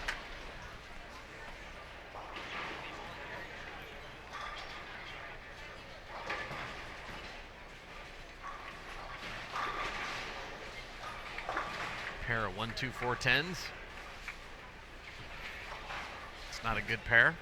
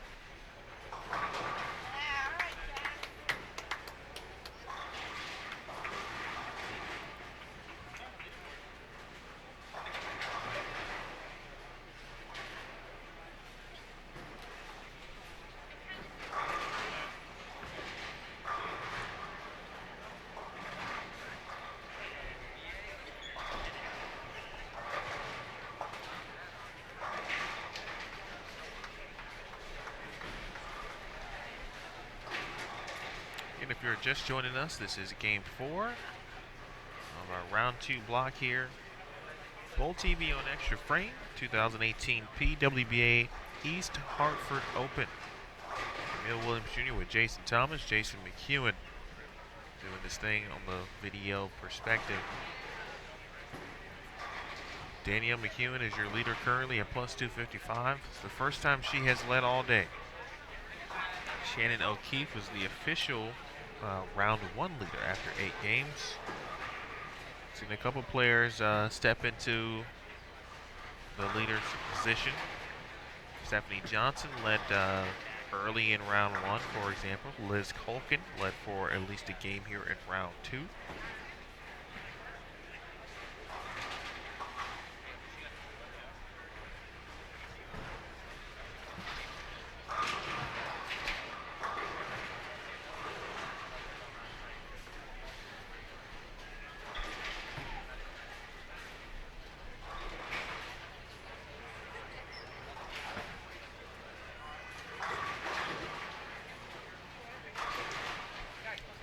looks to have that right lane down.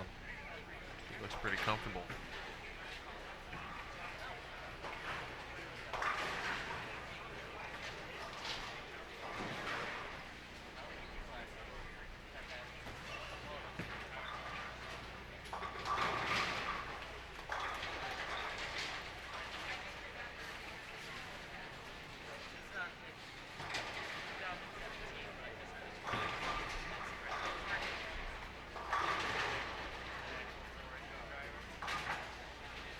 All right, Nicole DePaul Miller. In fact, congratulations are in order to Nicole.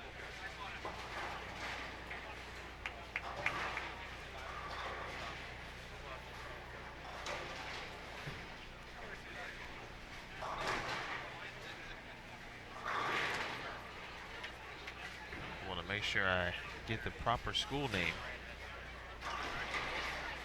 Make sure we get it right.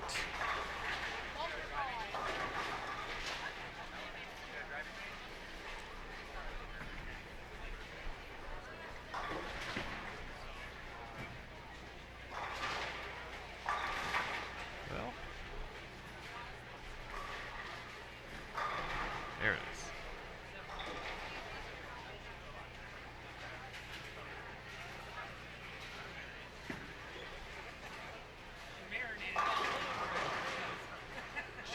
Holsenberg, but speaking of Nicole DePaul Miller, she was named recently the first women's and men's head bowling coach at Upper Iowa University.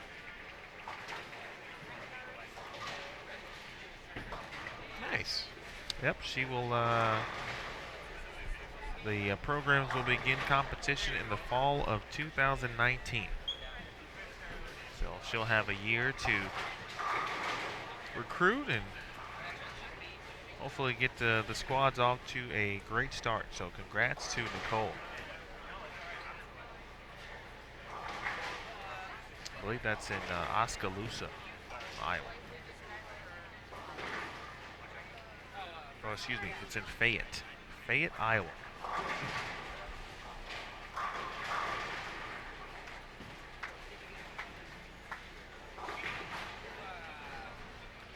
Another of our PWBA members of the collegiate coaching spectrum. There's quite a few out there.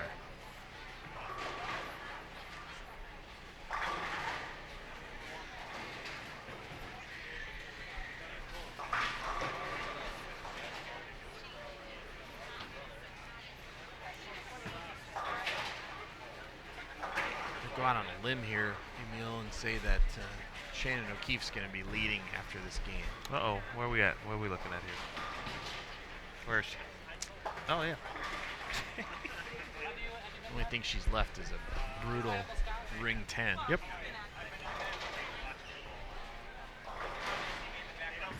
You know, Shannon is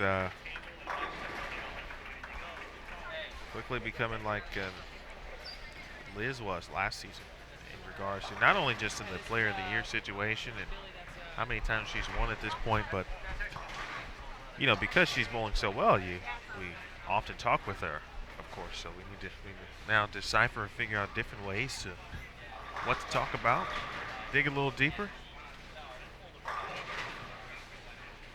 But that's kind of what it was like last year. Liz like, okay, let's see, let's keep going a little further underneath the surface, see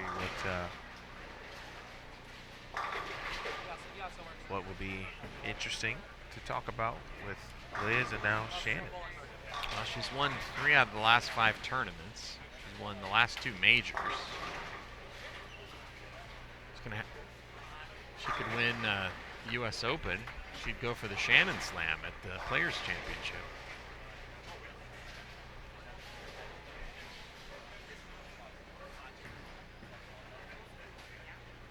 Jordan Richard made a ball change. That was a nice break.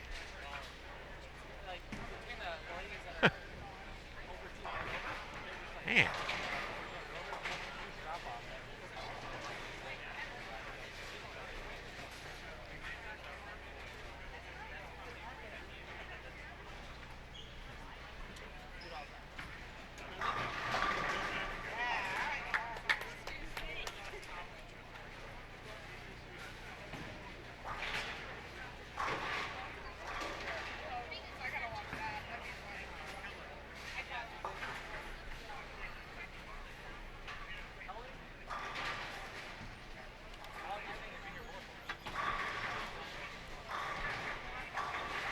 shot from middle.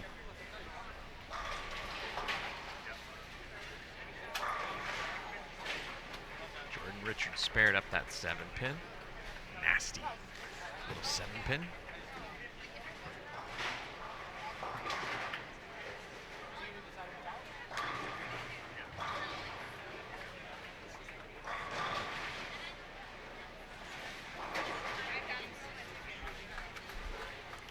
You know, and they, as we see Shannon again, you think about Jordan Richard, of course, U.S. Amateur Champion here in 2018. Earned her a spot on Team USA for the first time this year. But if you think future, not only on tour, but in her case, Team USA, for example.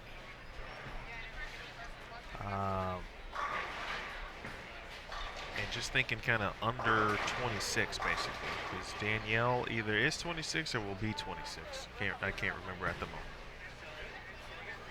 So you got a good team. So you've got, you know, Kelly, Shannon O'Keefe, Shannon Pluhowski, obviously those who have been around for a very long time, have great building blocks and can teach these young players, of course. Now it's, if you think moving forward, you could have Jordan Richards, Sydney Brummett, and Danielle McEwen leading a team.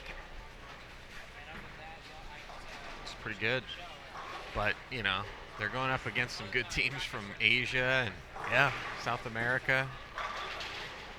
Well, from the youth aspect of it, and how that's kind of, you know, making that flip, if you will. Oh my. Yep. No, sorry, that's a strike.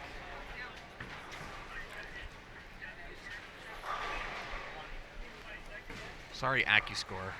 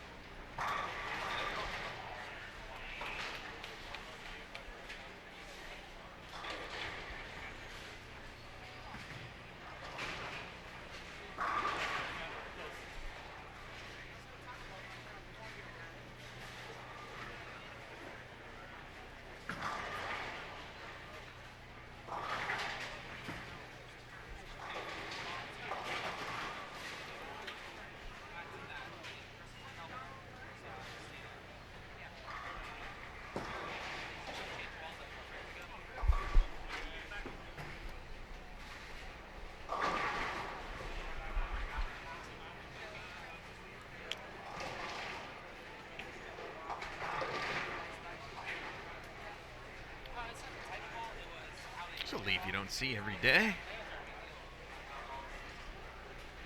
From Angie Sutton. Head pin with 8, 9, 10.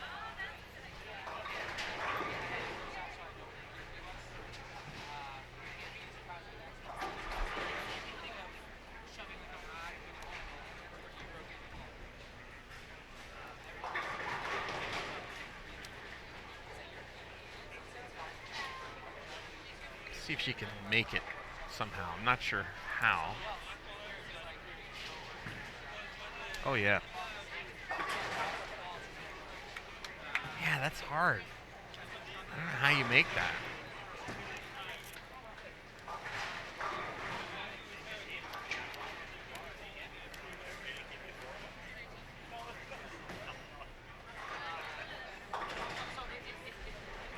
It's a good thing you never leave it.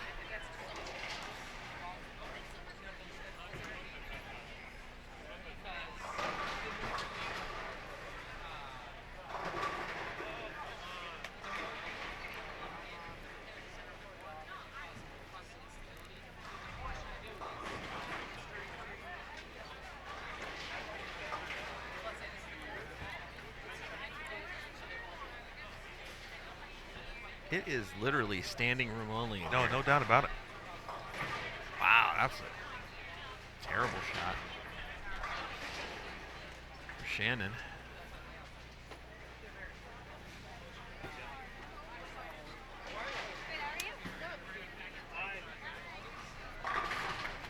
She's going to spare it, though.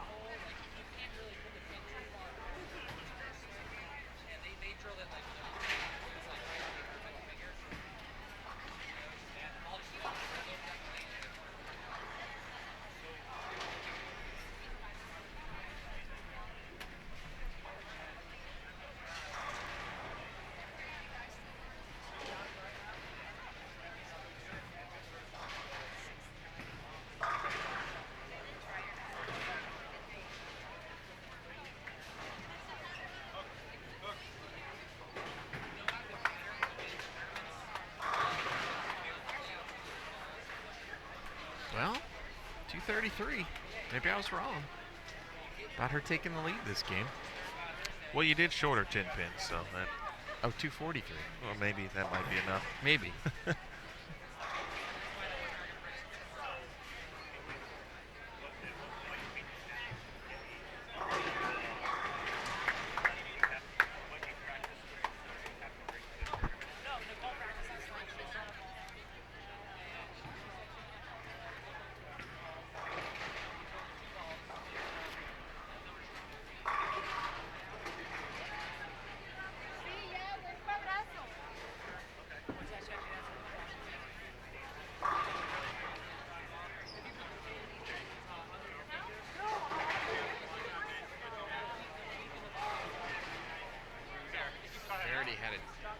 Verity had a chance for 228 there, but leaves a 4-pin.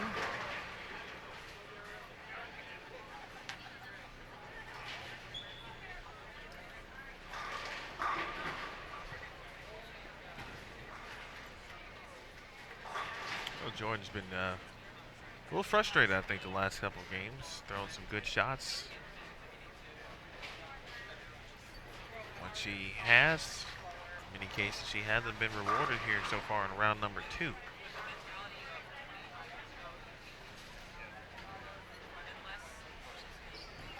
But we'll start seeing, of course, the young player grow.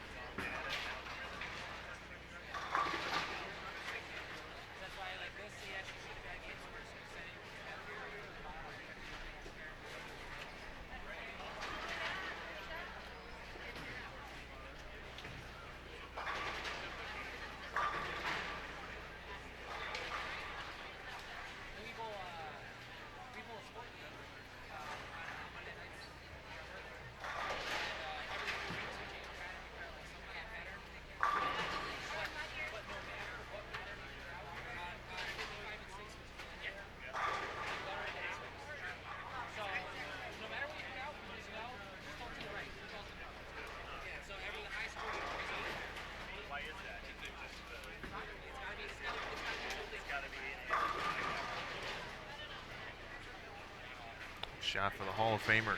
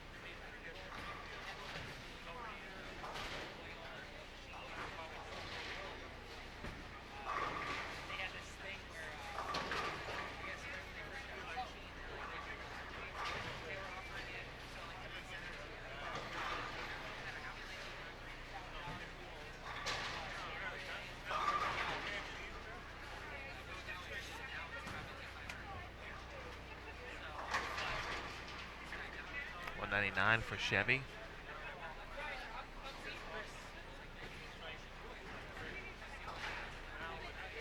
We'll see Jordan's twin sister Haley for the first time today, I believe. Along with Stephanie Schwartz, Missy Parkin.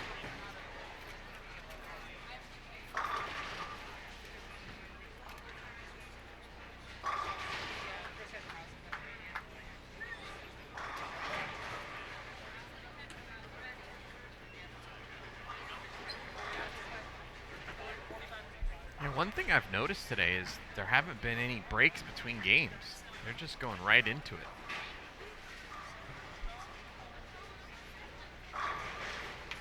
Which is good. More action. Yeah, not wasting any time. They really, you know, lanes are available. The next group is there, ready. Interesting, Haley and Stephanie crossing with each other. Finished first and second in the Intercollegiate Singles Championship this year. How about that? And they're both kind of talking to each other about something. I assume it has something to do with bowling.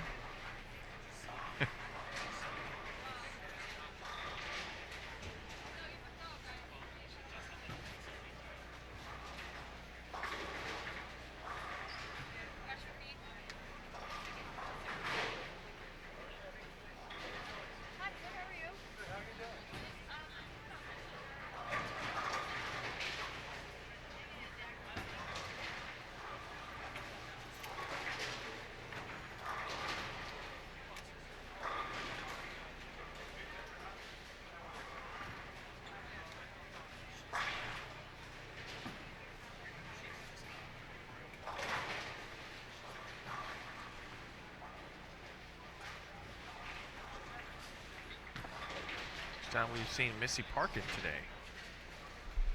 We've seen DJ though. That's right. He said hello earlier. Said you're doing a good job. Obviously too young to know the difference.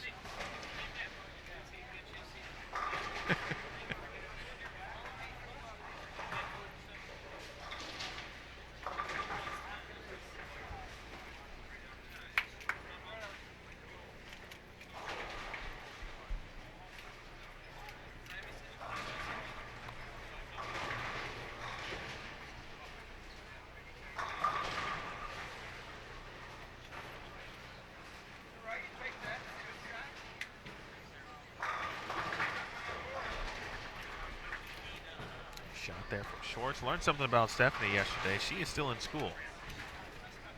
Leading the studies at Stephen F. Austin. Doing some summer school to finish up the degree. I think, yeah, and then she was unsure about the event in August because school starts in mid-August, the fall semester. So still trying to figure out what she can and can't bowl, won't be able to, etc. Oh.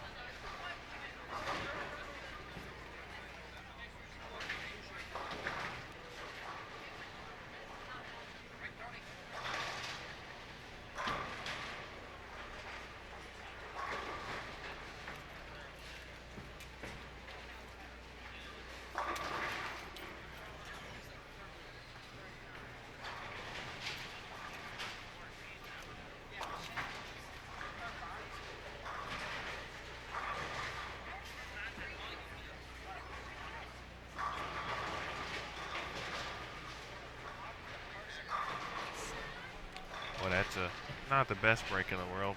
At 7, get moved closer to the gutter. A little bit more difficult to make that spare. Sarah Willie 245. See Josie Barnes here.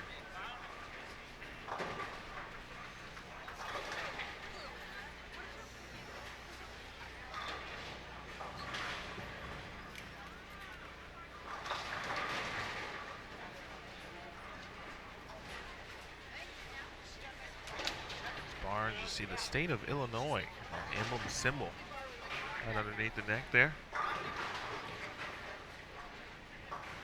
She lives in Nashville now, but of course, from Vandalia, Illinois. Good spare for Steph.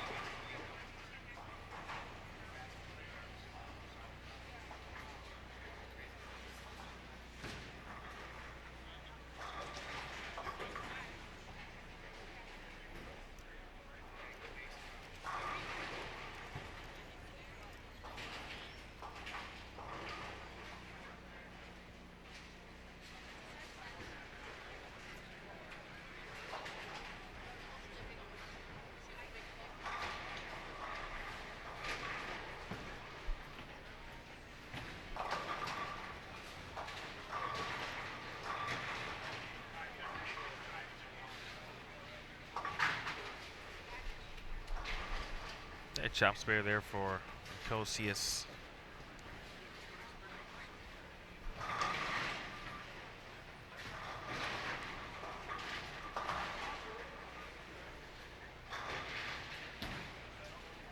Lauren. Crossing over, leaving a 310. The late shot from Missy Parkin. How about that? 7-10 was just made over on 43 and 44. It was Christy Hardy.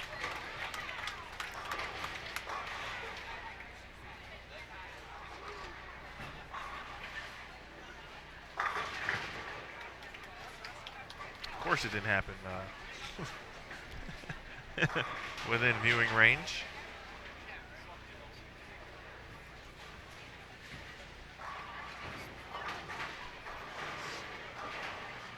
Hey, at least we got to watch Josie Barnes into 2-4-5.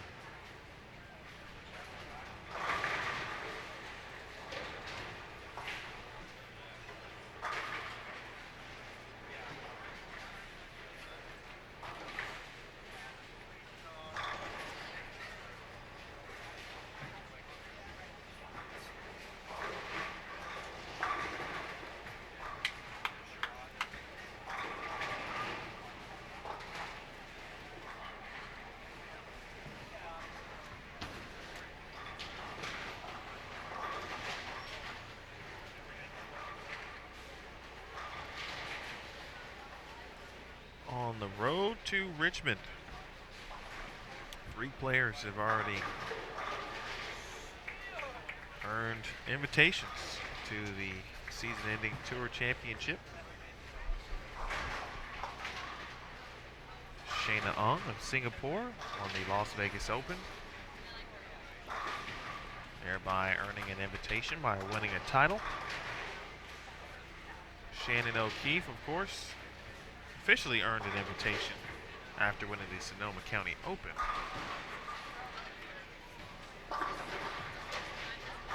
Danielle McEwen winning the Fountain Valley Open. Also, of course, earning that invitation. The top 16 players, those who have won a title. The rest made up through the points list.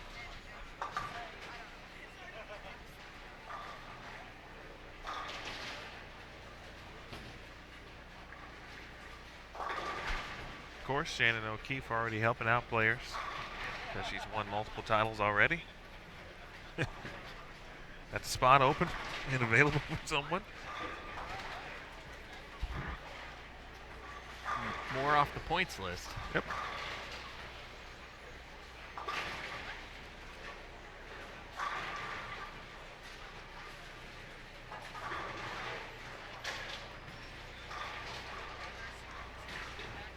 So I'm looking forward to going to Richmond. I'm going to treat it, well, I have no choice but to treat it like a newbie because I wasn't there last year. So, Yeah. but take it all in like we'll have at least one new player. Shayna Ong, for example, experiencing that for the first time.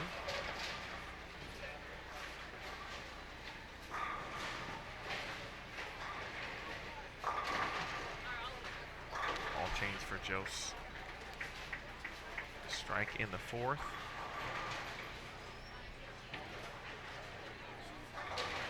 Courtney Davis also on that pair with Josie Barnes.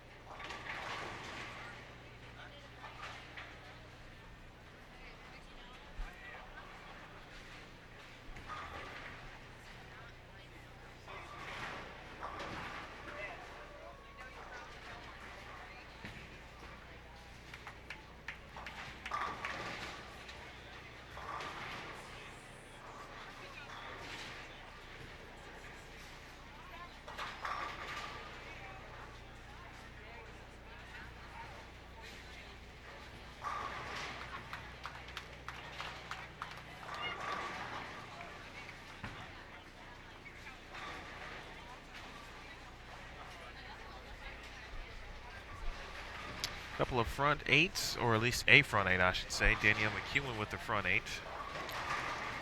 And the front seven by Jackie Evans over on lane 41.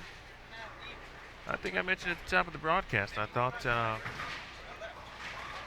we would see a couple of runs at 300 here this evening. Based on what took place this morning, how the players elected to play, we know that these players are very smart. They generally make very good adjustments, especially players like Danielle McEwen. I mentioned that in the past. I put her on my second half adjustment team. And now Danielle with the front nine. And looking to put some distance between her and Shannon O'Keefe. Right now that it's 21 pins. McEwen at plus 290 in the lead. Shannon O'Keefe at plus 279.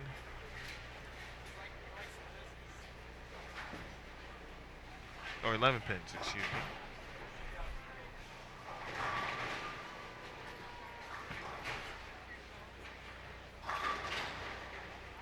Lindsay Boomershine third at plus 252. Tied for fourth, Liz and Josie Barnes. Liz Johnson, that is, at plus 241.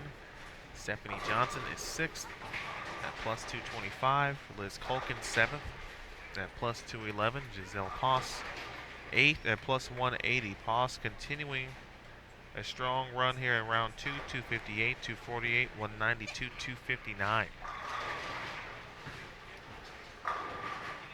Uh-oh.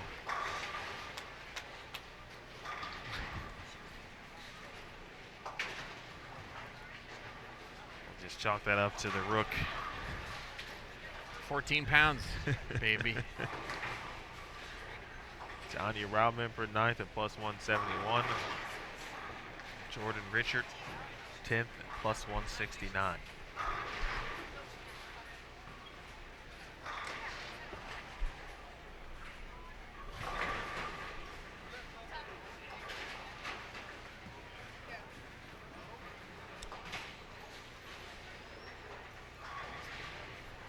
Second is plus 16, and that is shared with Haley Richard and Leanne Holsenberg. Brianna Cote in 34th at plus 15.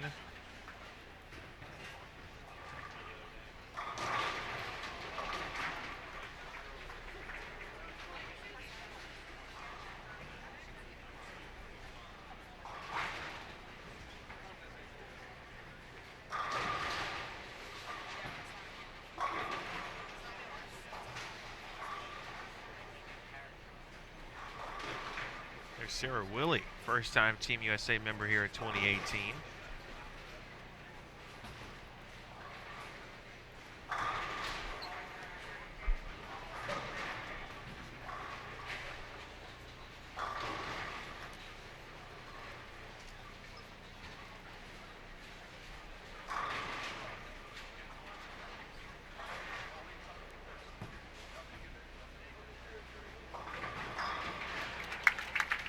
McEwen with the front 10.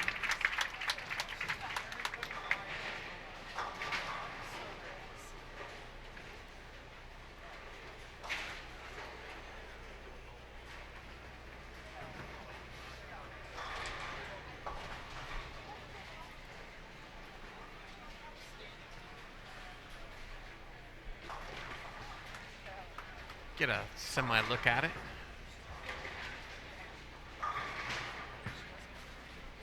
Danielle will be up on the left edge of your screen.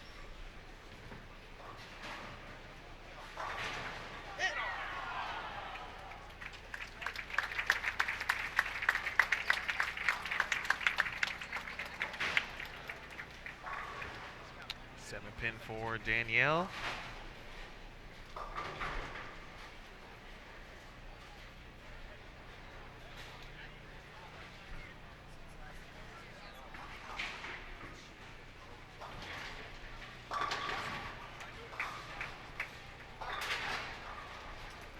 From what we can tell, our view is obstructed. Jackie Evans still with her string, and looks like she'll be heading to the 8th frame with the front 7 still.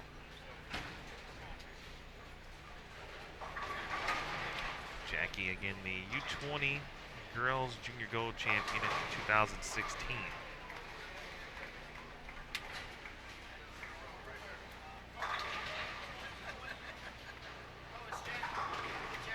And she leaves a 10-pin.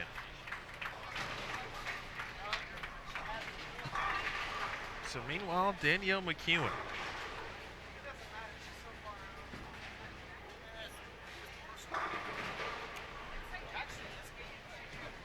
It's another score on the board.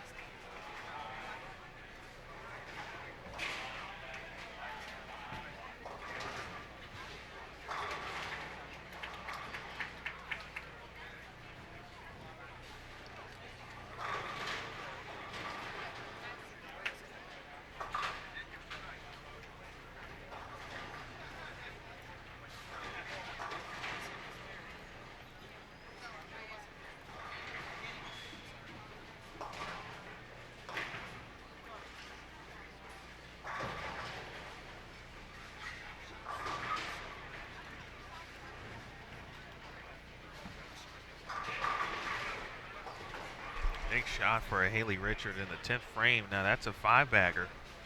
And Richard trying to move out of that 32nd spot at plus 16 and move up, give herself some space.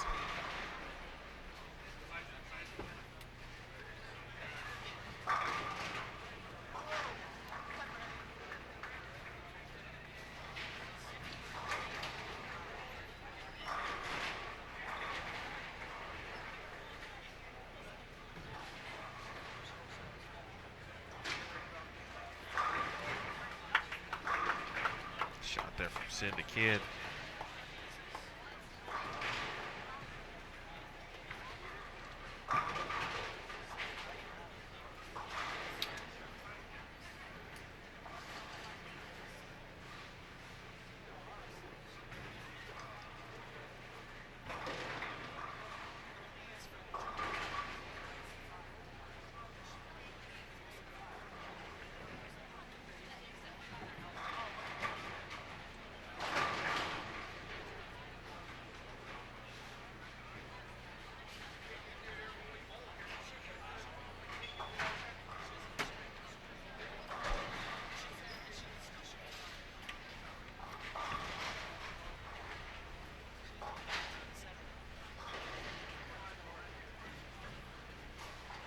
.223 for Haley Richard.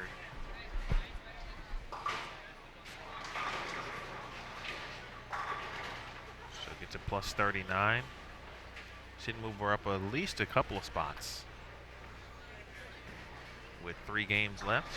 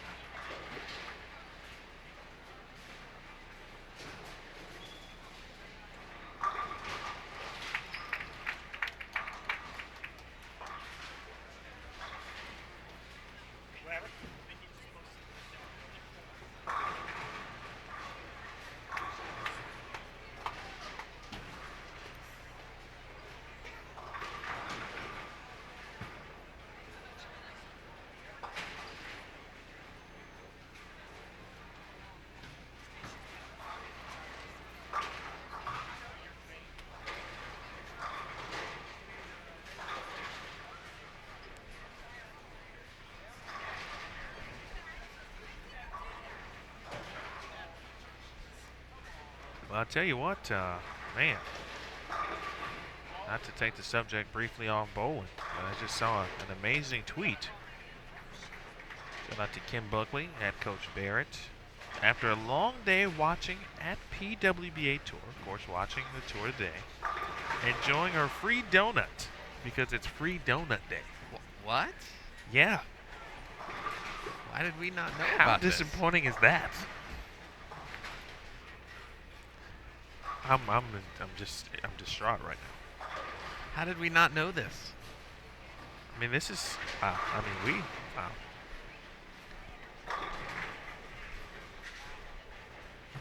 Three people now distraught. I know what I'm having for dinner tonight.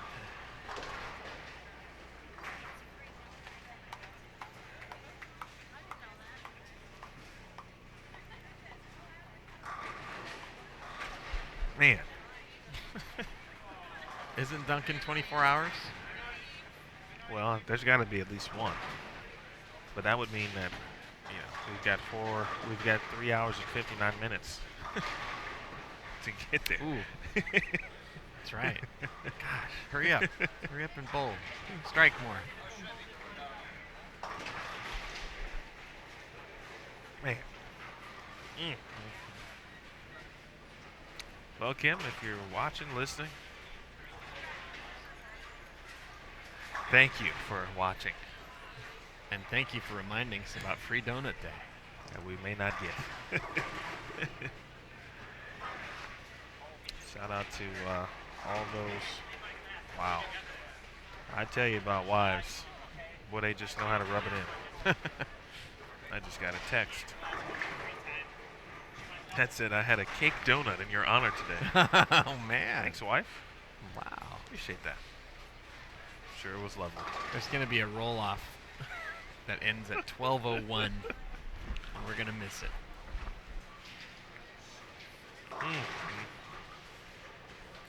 I will say, though, Just let the stream roll and just leave. Dunkin' Donuts, very big, very popular here. In this, at least in the area. The minor league team we talked about earlier, Hartford Yard Goats. Name of the park is called Dunkin' Donuts Park. Oh.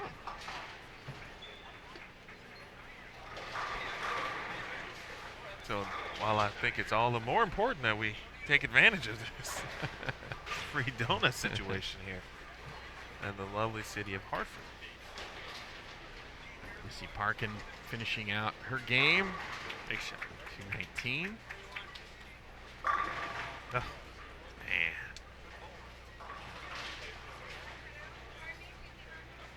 Good shot. No fair.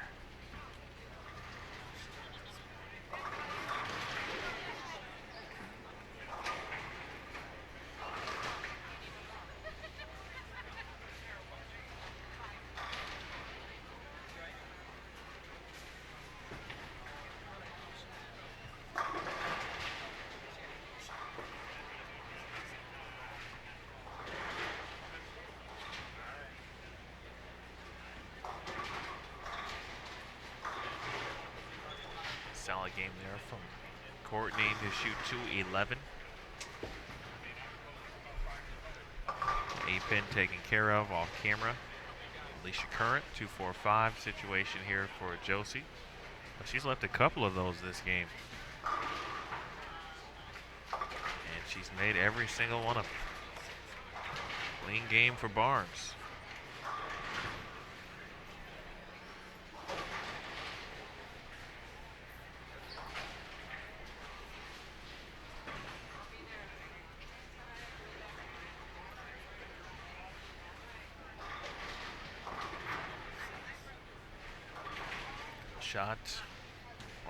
First shot for Sarah Willie. 2-8. Current to finish it out over on 39 and 40.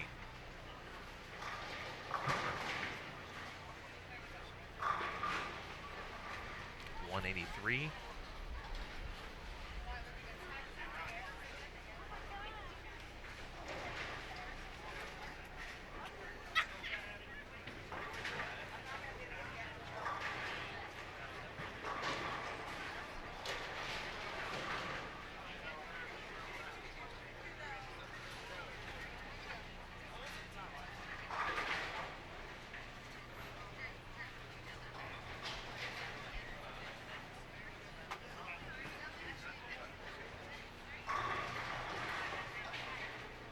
Now the fill shot for Sarah Willett.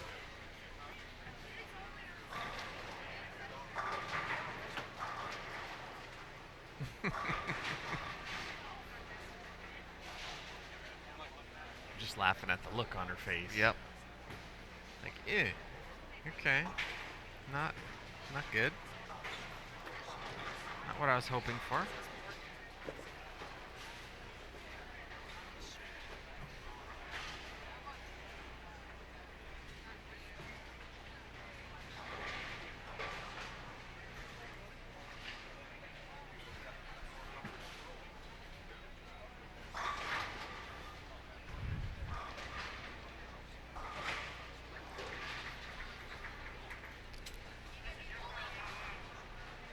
Josie will throw a different ball.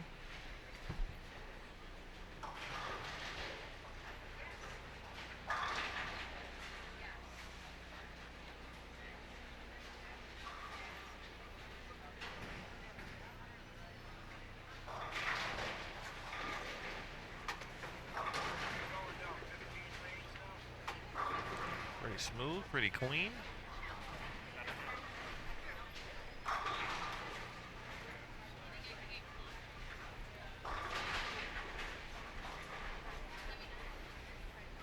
Right into game 6. No breaks. No donuts. No donuts, no stopping. No collecting money. Did we pass go? We passed game 5. Did not collect $200. We'll get one more game with our previous group. The Missy Parkin, Haley Richard, Stephanie Schwartz.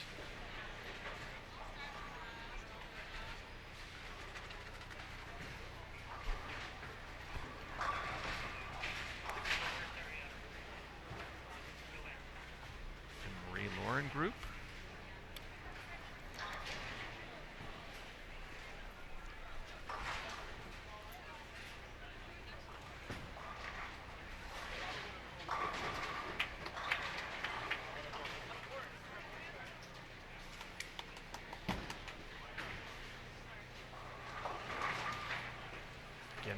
Get a look this afternoon for the first time for Spider Mason.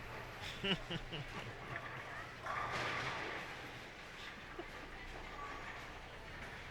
like it. Good shot, too, from Jasmine.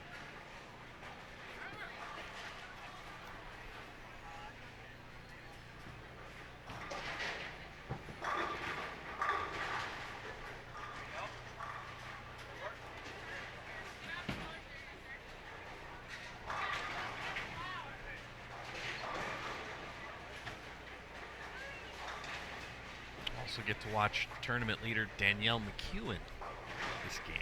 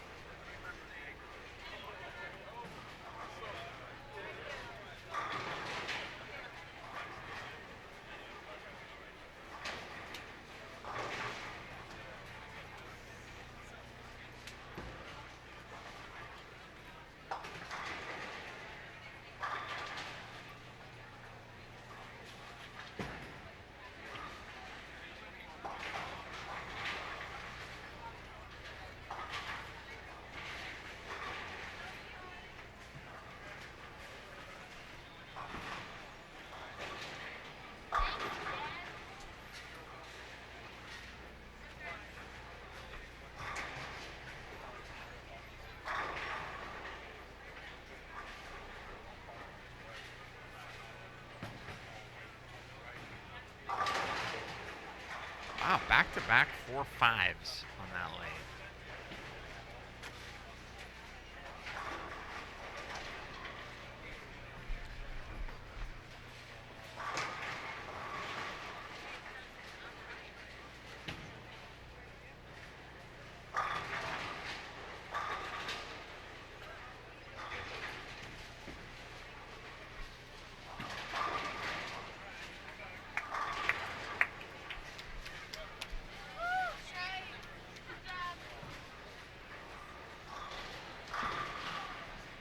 Here's D-Mac.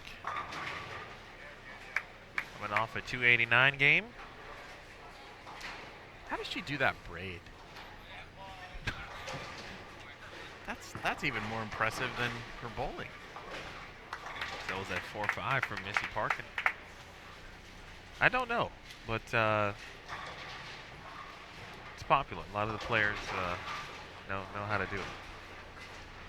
Maybe we should learn. Yeah, Sarah Willie had one like that.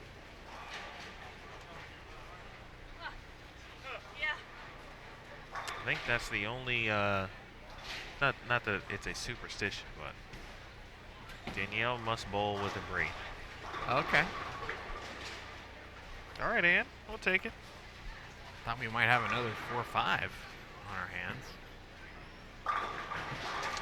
Ann said, Nuh-uh. Not happening. Not in my backyard.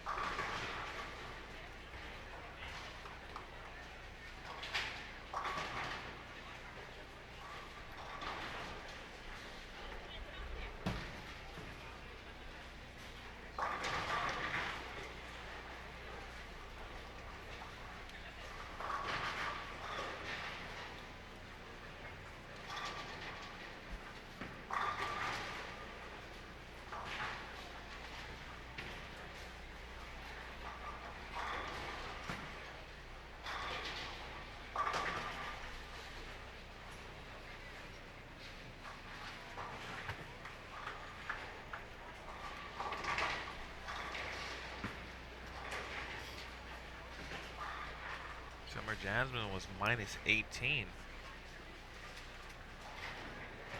after 12 games, waiting on our 13-game update. Summer on 37 and 38. See if she can find something here. One on the pair with Danielle McEwen. Mason.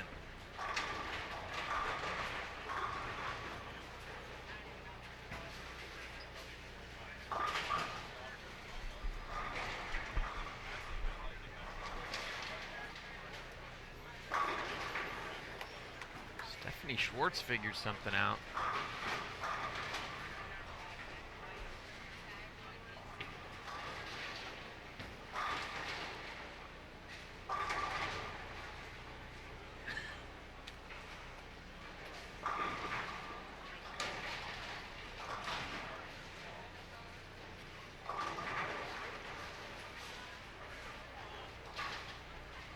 Two, 4-5 for D-Mac.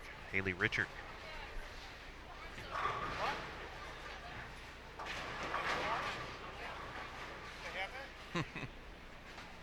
Left a 4-5 on that lane last time. See some noticeable differences between her and in regards to their physical game. Jordan, a little bit more finesse to Haley's game. Yeah.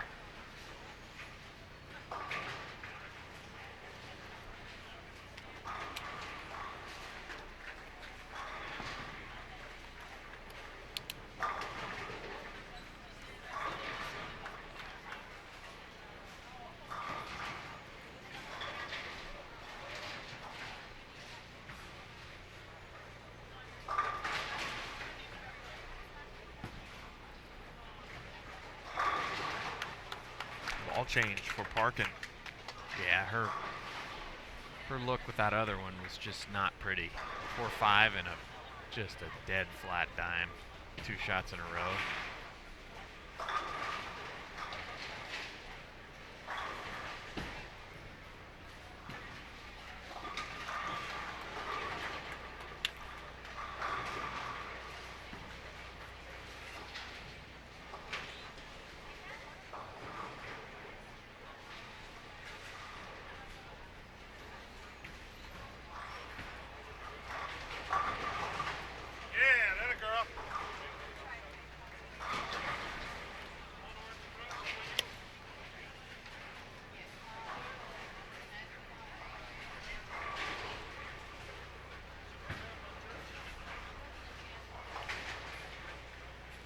Her Steph's dad in the background cheering her on. They've got a really cool relationship. She needs some strikes. I mean, she's about 110 pins back of the number. Well, she has been known to throw a few.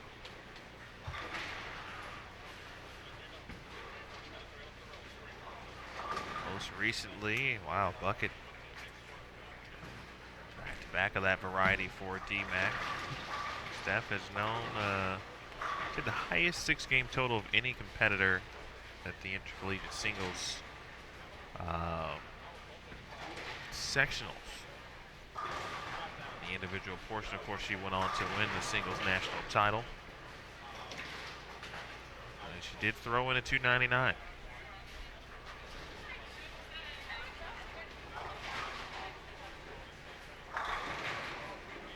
That's why I was so surprised to see her at minus 80.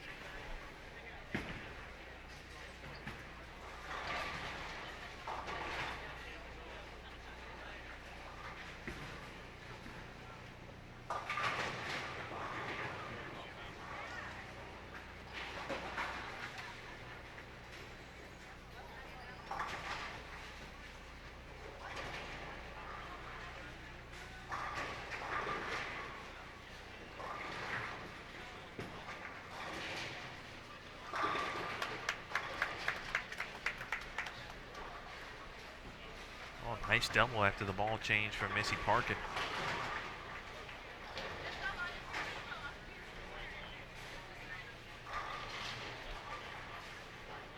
Haley can bounce back from 8-10 in the fifth. Yes, she can.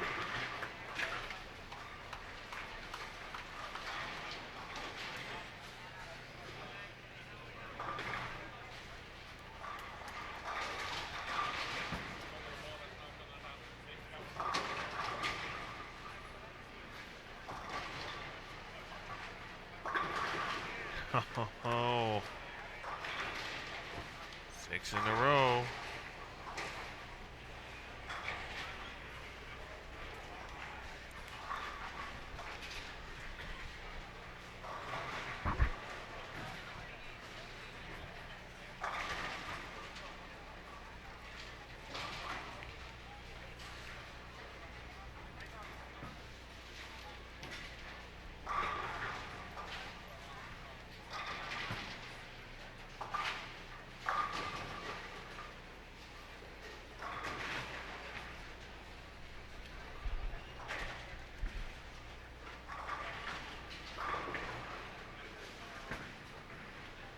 After 13 games, Danielle McEwen at plus 379.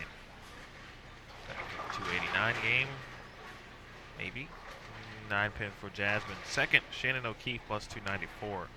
Lindsay Boomershine third at plus 286. Danielle made a ball change. Maybe for the first time today, not sure. But when we saw her earlier in round one, seemed to be throwing, if it's not the same ball or not this particular ball, but the one prior to making the change. A very similar one.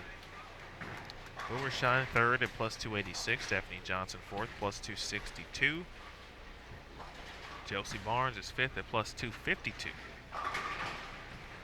Giselle Paws sixth at plus 249. Liz Colkin seventh at plus 237. Liz Johnson, 8th at plus 225. Schwartz looking for 7 in a row. Kicks the 10. Jordan Richard, 9th at plus 214. Tied for 10th. Dasha Kovalova and Tanya Ramimpur, two former Shockers at plus 183. Players on our featured pairs, see Jen Russo is 12th at plus 173. Haley with a break. Missy Parkin 13th at plus 149.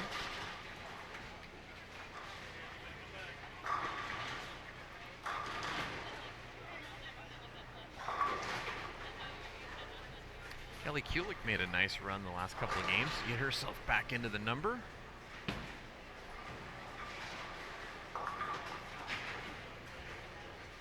Kelly is plus 37 and counting in 30th. Sydney Brummett is 31st at plus 28. Leanne Hulsenberg is the number currently at plus 27. Jenny King is 33rd at plus 26. Donna Cote, 35th at plus 20.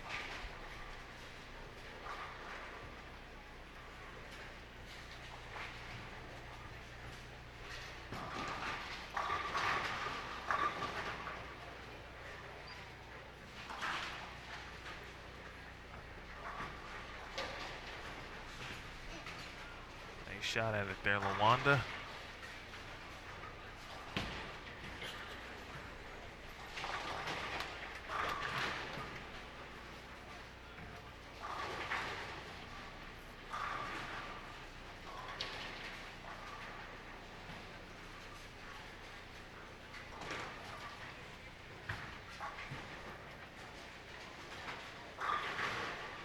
Haley Richard 29th at plus 39.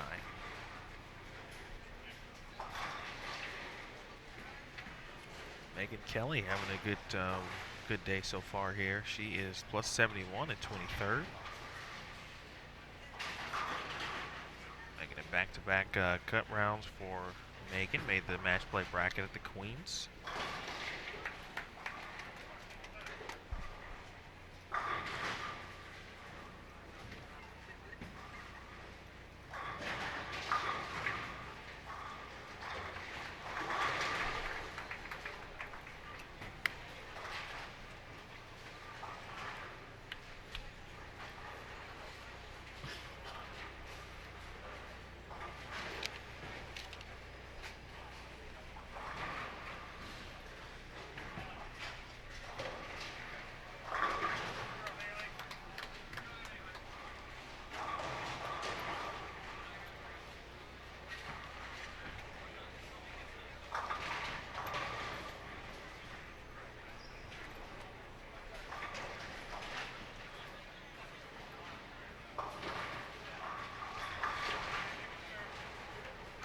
All balance there from Stephanie.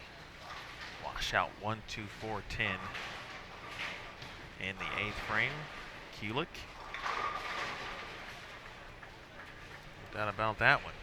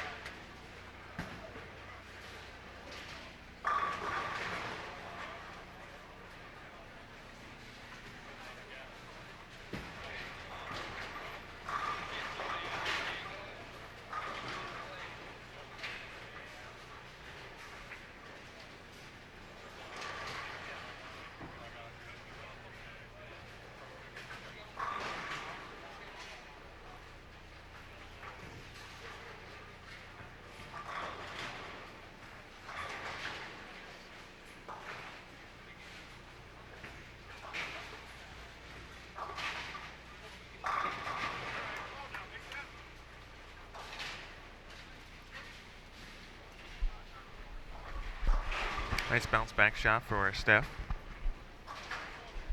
Nice score now 264. Summer Jasmine earlier, see where she is.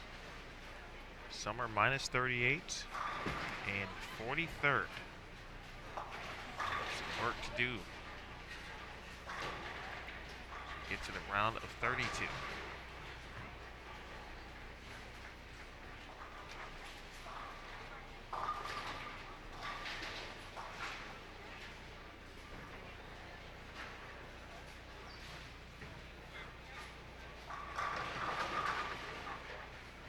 I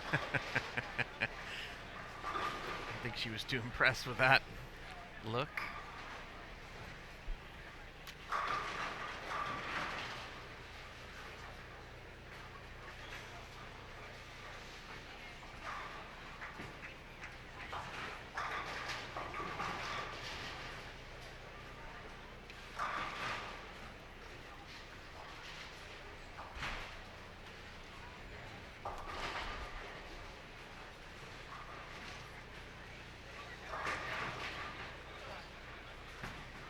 Haley fighting her way back, and then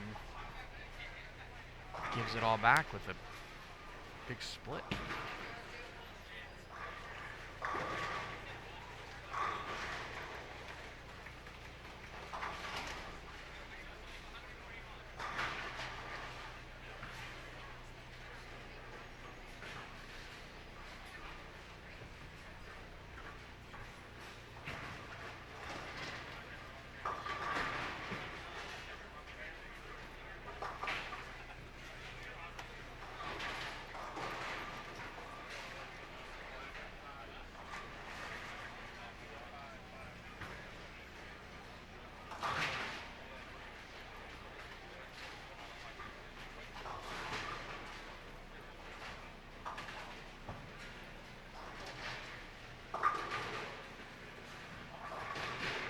Kelly stepping up, needs a few good games here to lock herself in.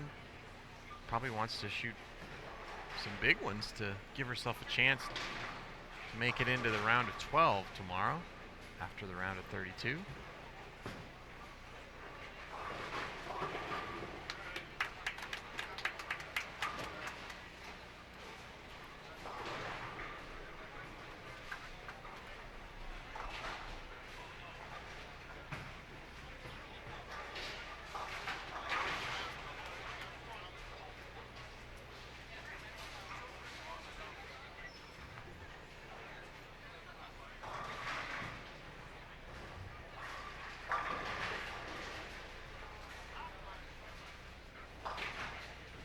It's been a pretty good game by Haley Richard. 4-5, an 8-10, and a Greek church without the 10 pin, and all the rest strikes.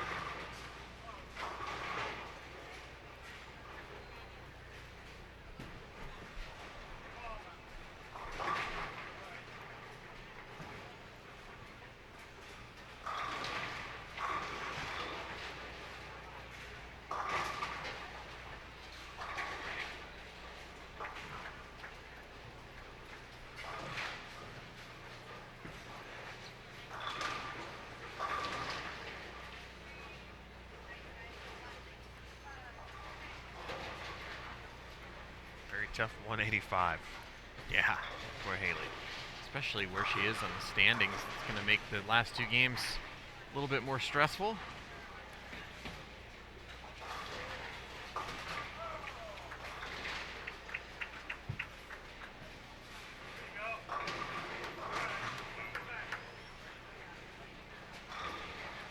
.244. Stephanie Schwartz, Kulig.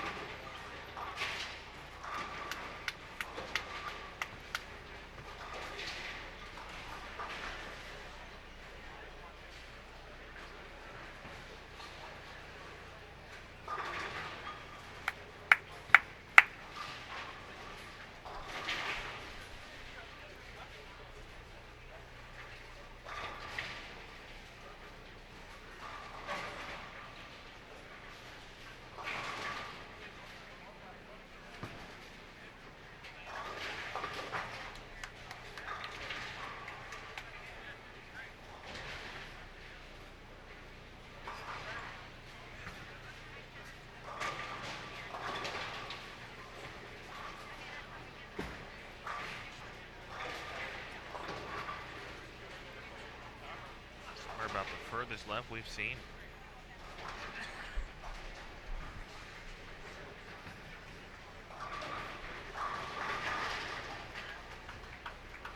Russo pitches one right.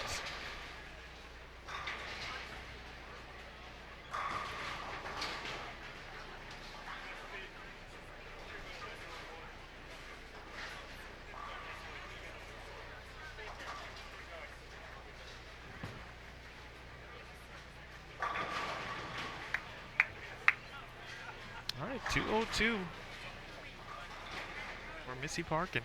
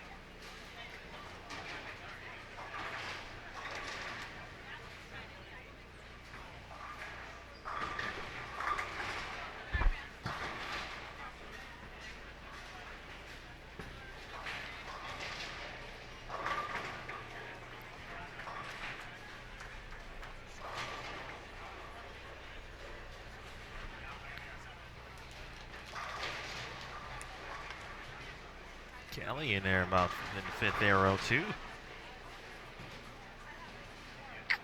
Didn't see that this morning. Neither at the end of round one either.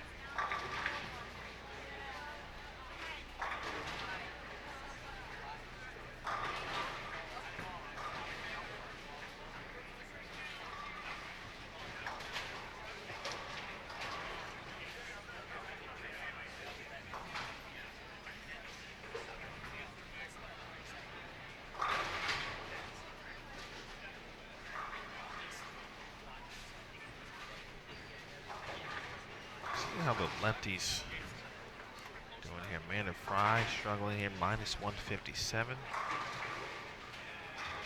Halski is at +5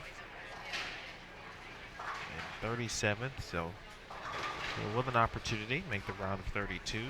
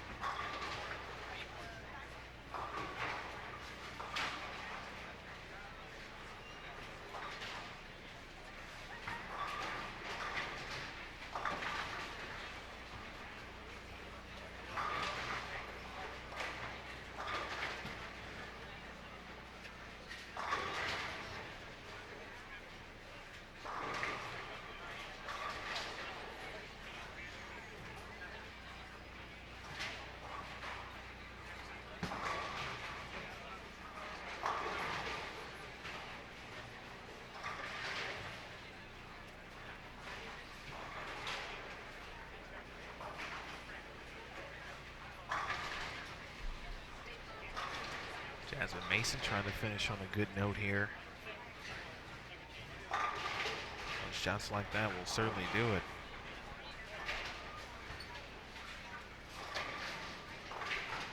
Spare there for LaWanda.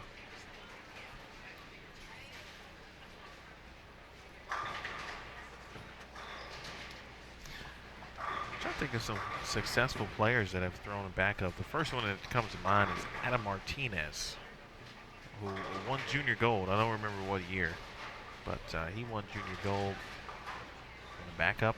I haven't seen him in a very long time, but I'd imagine he still throws it that way.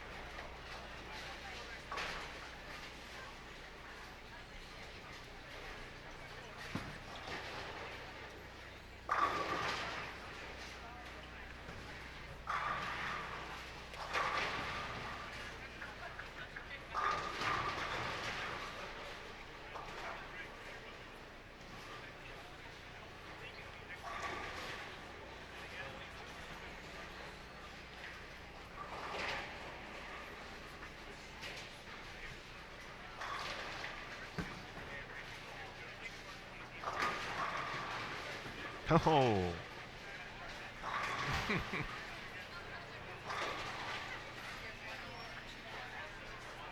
All right, and 182.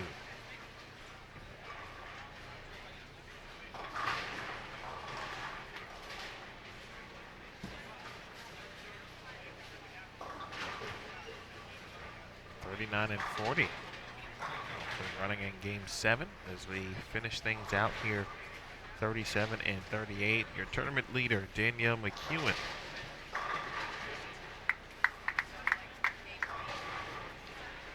Made a ball change. This game may have made 2 at this point.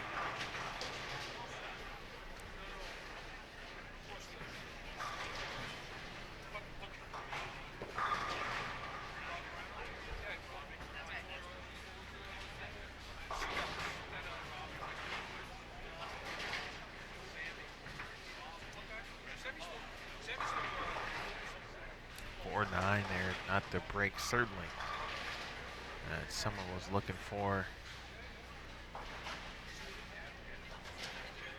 If she gets one, she'll be even this game.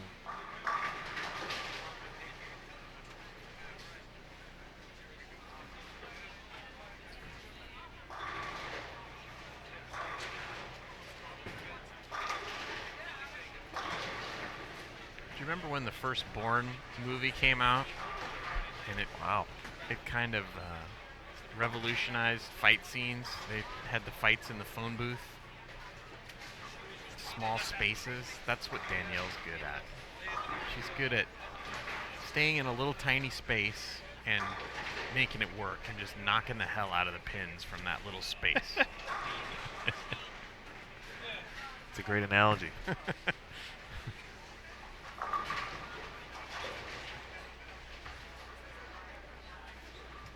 We watched her struggle for the first 4 frames, makes a ball change, makes a couple little hand position adjustments, and bails out 203. And then I guarantee you the next game she's going to shoot 250.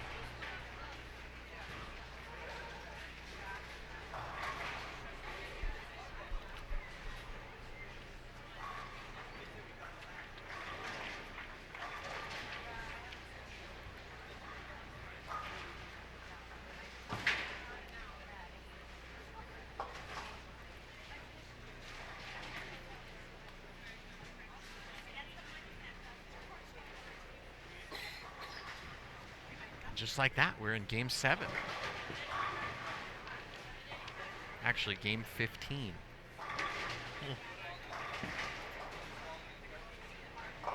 It's a big difference. It is. But game 7 of round 2.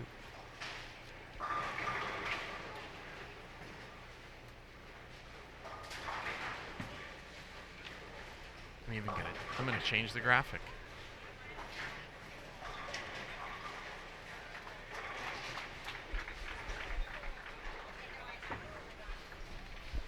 Danielle's going down to 45 and 46, and she's going to end on the other side of the center. Make the turn. She'll end on 7 and 8. I'm gonna go out on a limb. She's going 240 or better this game. That's my prediction.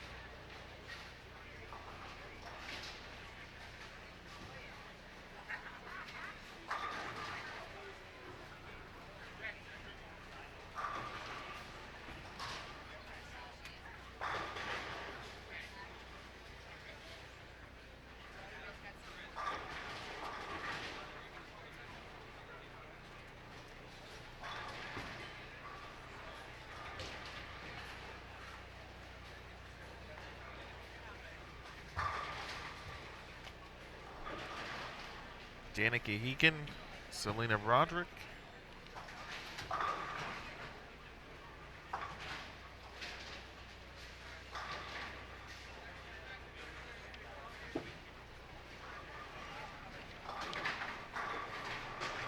Trista Kims.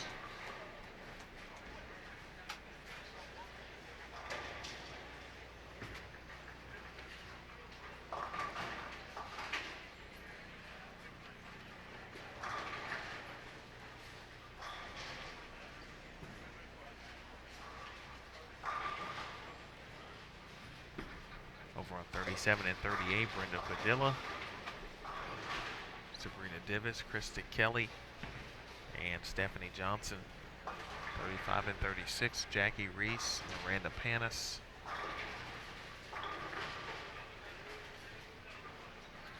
Ashley Galante and Maria Jose Rodriguez.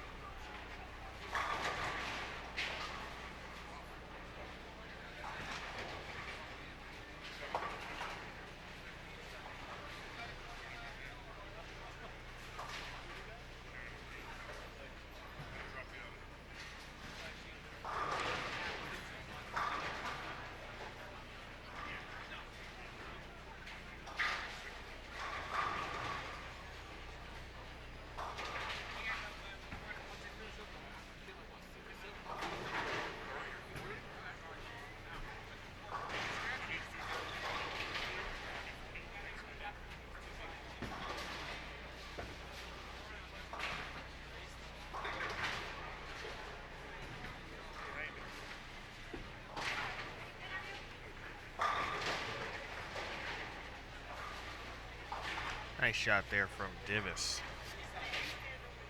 Mentioned first event for Sabrina. Special education teacher in Gillette, Wyoming.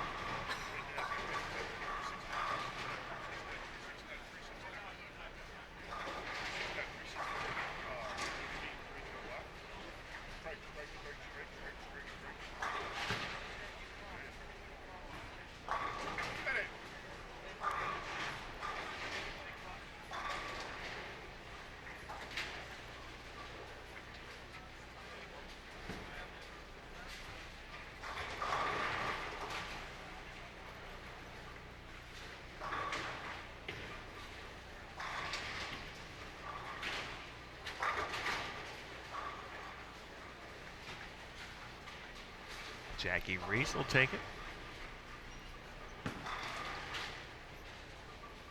Her solid couple of events last season, specifically the Rochester Open.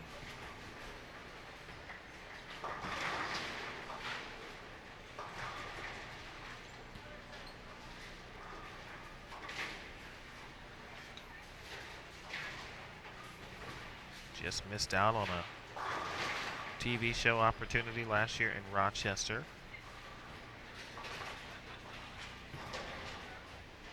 Finished tied for 5th.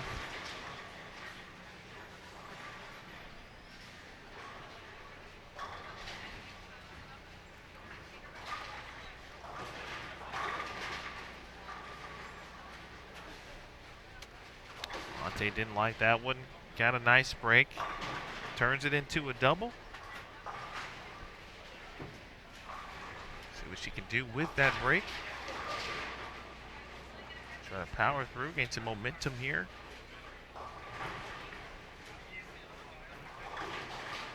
She gets through to the finish line. Here's Maria Jose Rodriguez.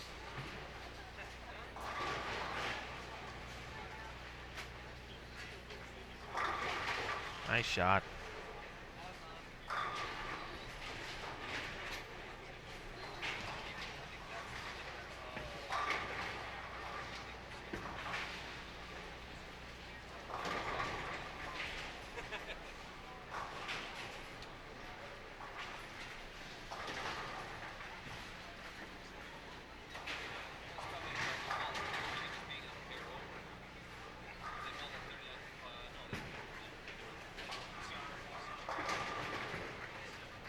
Standings after 14 games.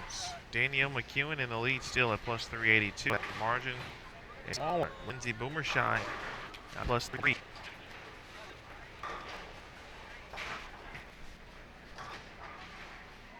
Chelsea Barnes is now in 3rd at plus 295. Liz Culkin in 4th at plus 2. Stephanie plus 50. Shandy plus 248. Richard 7th. And 8th is Giselle Poss at plus 237. Liz Johnny plus 228, and Tanya Robin and plus 227. Alicia Current plus 32. And tied for 33rd at Jennifer King. Leanne Holsenberg is 35th at plus 27. Haley Richard is 36th at plus 24.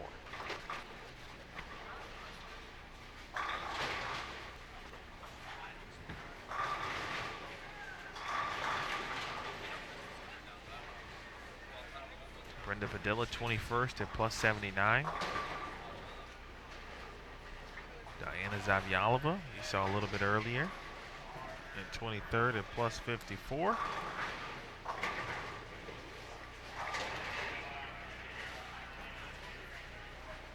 Sydney Brummett with a nice round 2.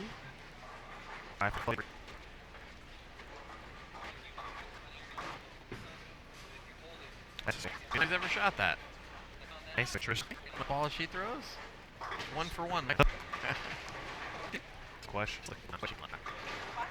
Monte using that 4th. Now on the 3-back. Mathematically possible. 32. At this point now, a game and a half.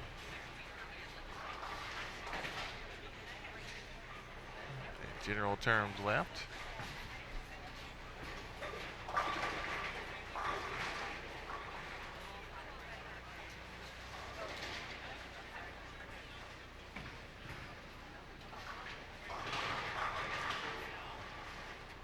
Rodriguez, a shot at the South American Games.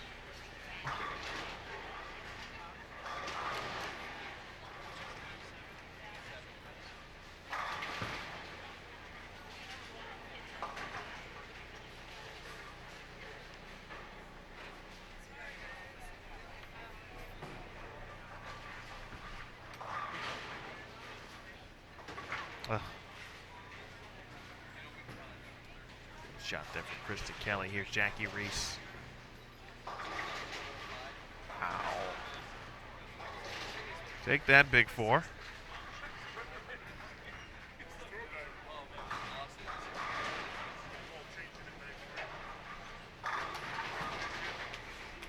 High flush shot there from Divis.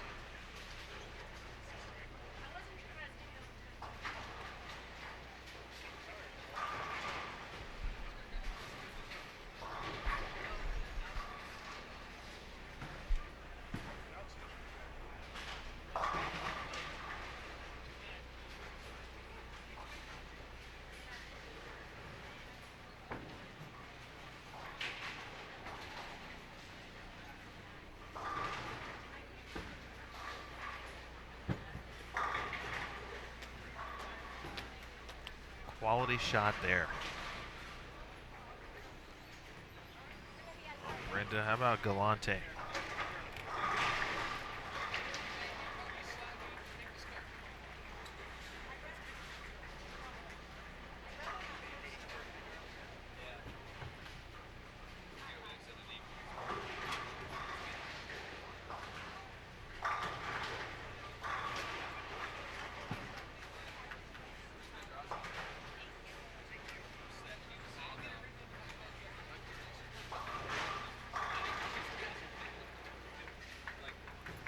Shot there for Miranda, just 23 years old.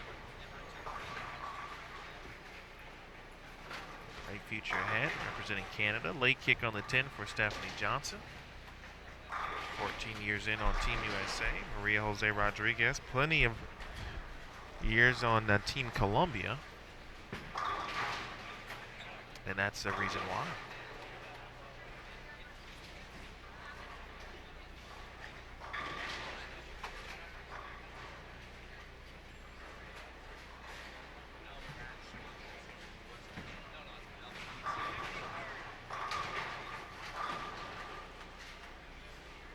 Brenda, of course, a chance to see her sister Jerry Edwards inducted in the USBC Hall of Fame in April.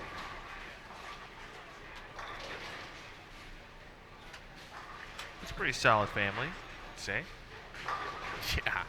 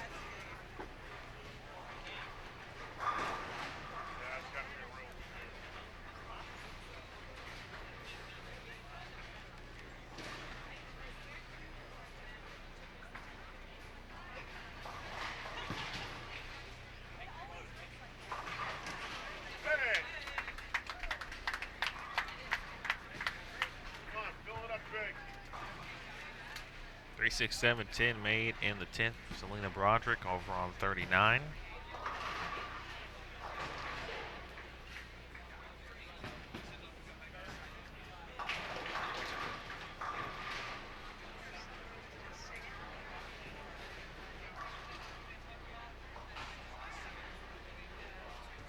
Jackie Reese.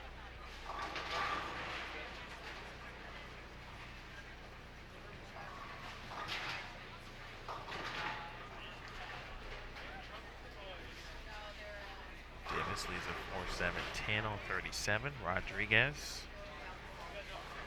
Good for the double here. Frame 7, game 15 of 16.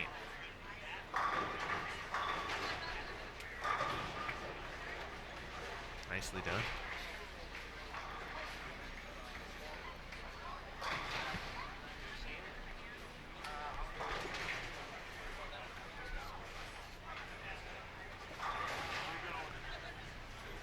Looks like some players have perhaps made their way. Hard to tell, but can't imagine them just starting game 15. So I'm going to guess that they're in game 16. Yeah, they are. I actually walked by Daria Payok, who's one of the players on that pair that just started this last game. And there were two grown men giggling like little girls after she threw a big strike. They couldn't believe what she can do with the bowling ball. It was pretty cool. That's fantastic.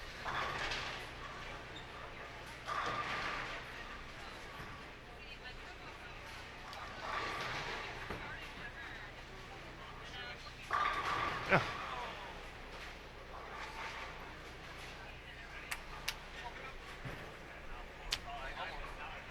We should turn this into something.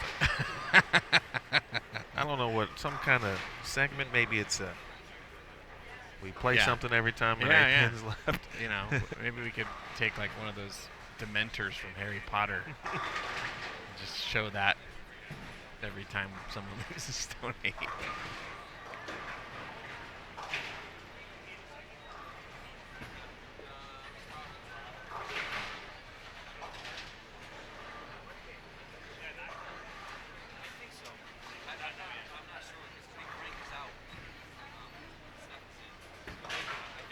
Hold on.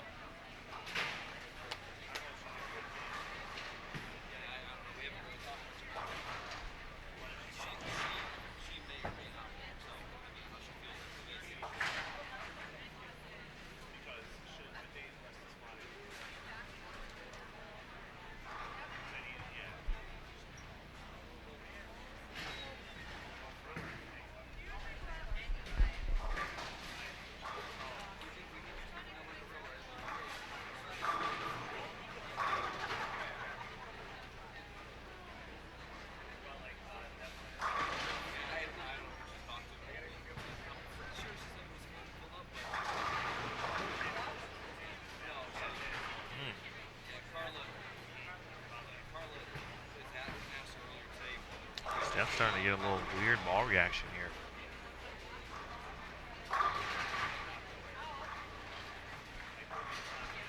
Rhea drives the 8-pin straight back.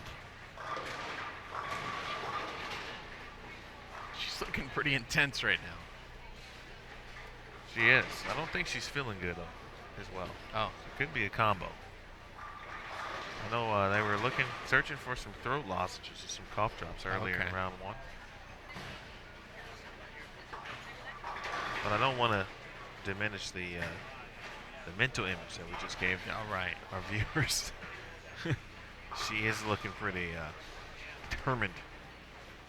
Good spare.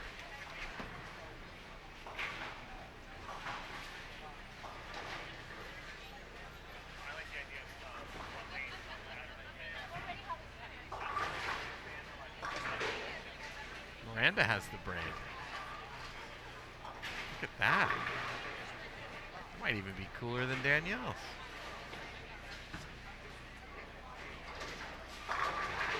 I was going to ask you, can you do that? Well, no. Well, I couldn't. I mean, what do you mean? Can I do it to my own hair? Definitely not. Can I do it to someone else's hair? Yeah, you've got a daughter. No. I don't know how to do hair. It's not something I've ever had an interest in. Now, my son is amazing with hair. How about that? He does costumes for theater in high school. He can do anything with hair. But not yours. Well, there's nothing that can be done with mine, really, so.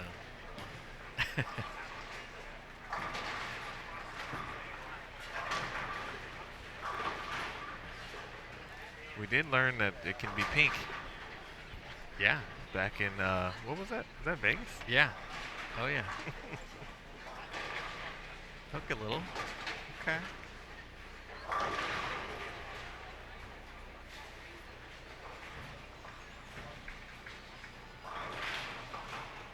Eight pin.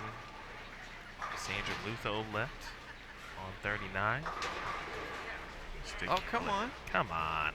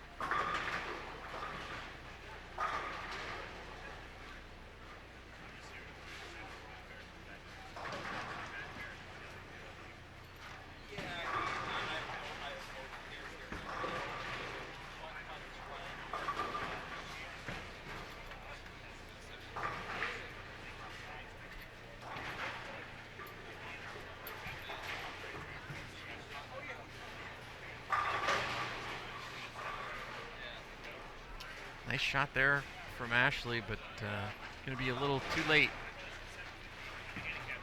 Punch for 231. That would get her to minus 57.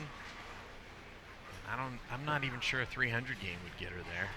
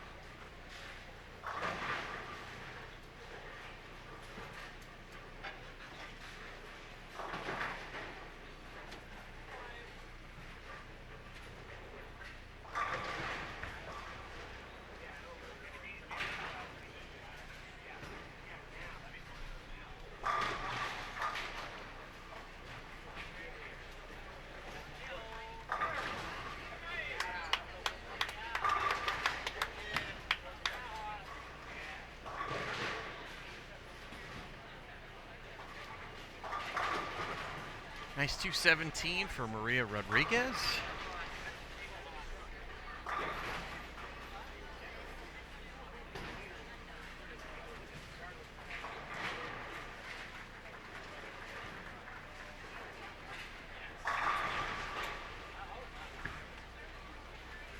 And that puts her at plus 102 with 1 to go.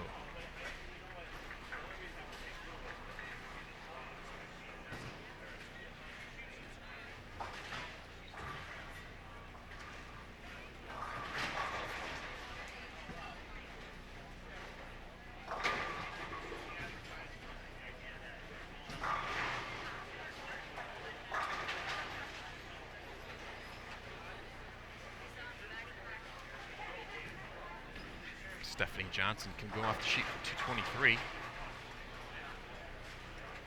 that would move her to plus 273. So we'll definitely see her tomorrow in our round of 32.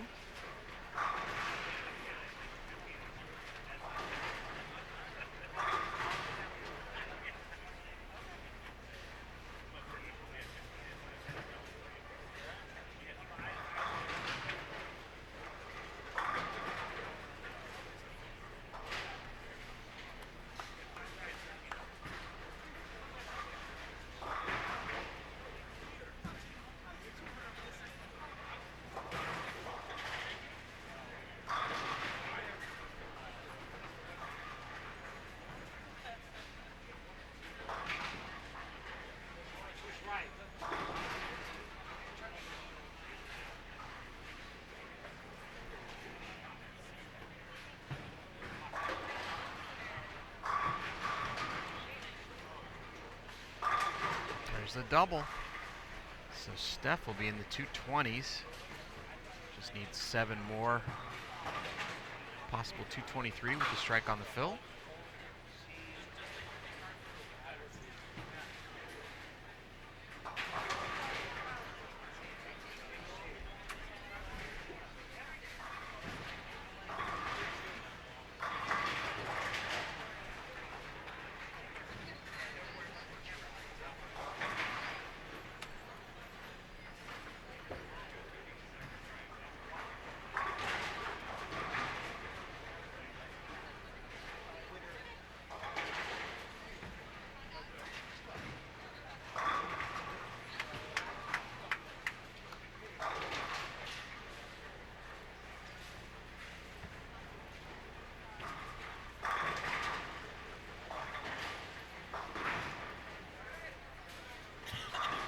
So 223 for Stephanie Johnson, and we are now in our final game.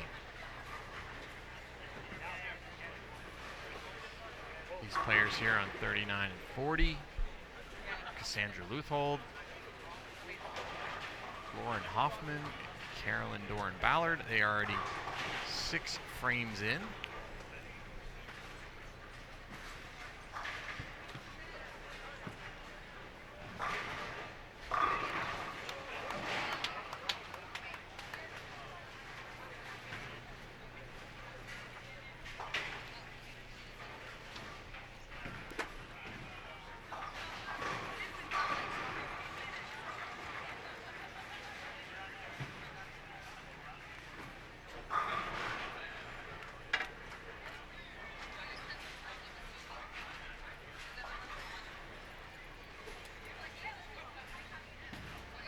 Other groups, including this pair here featuring Liz Johnson, has also just started their final game of qualifying.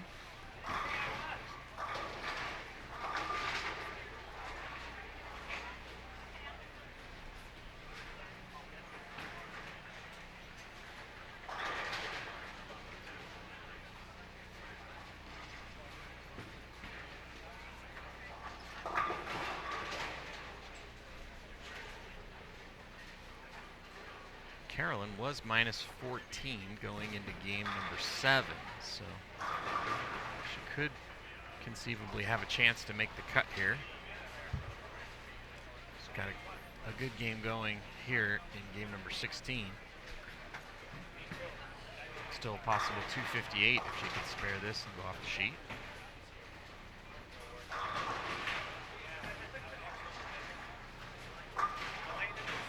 Johnson takes care of the 5-8.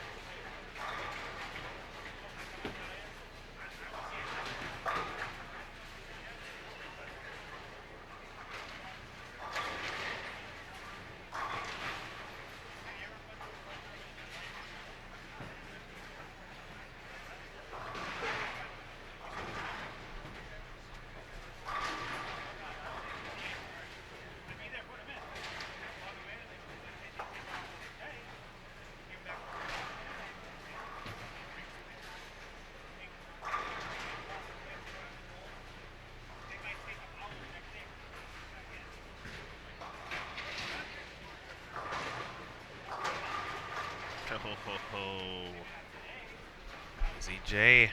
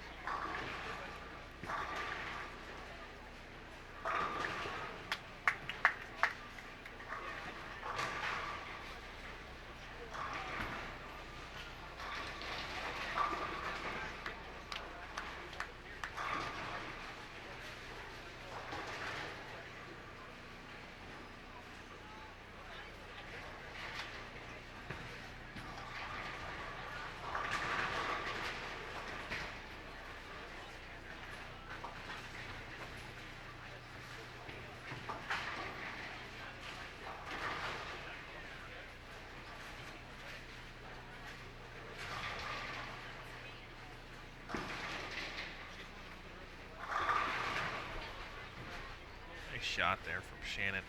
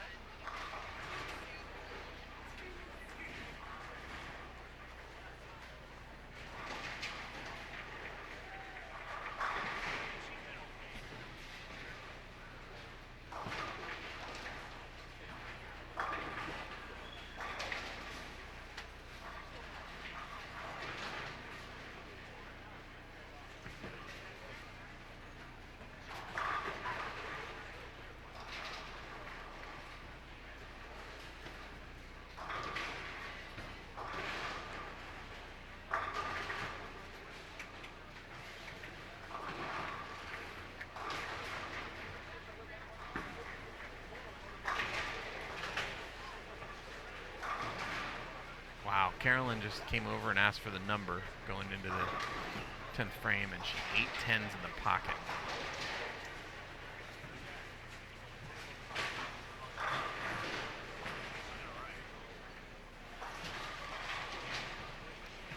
I didn't know what it was because we haven't had our 15-game update yet, and these ladies are quite a bit ahead of the rest of the field. So I don't know.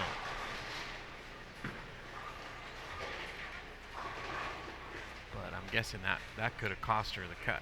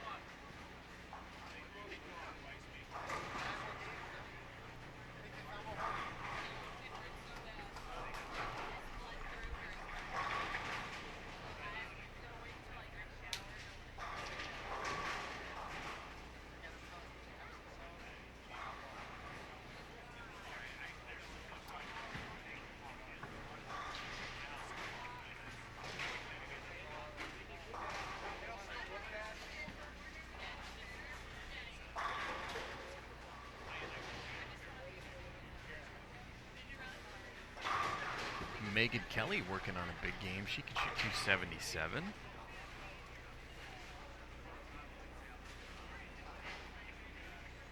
She It was plus 95 after 14 games. We haven't had our 15-game update yet, though.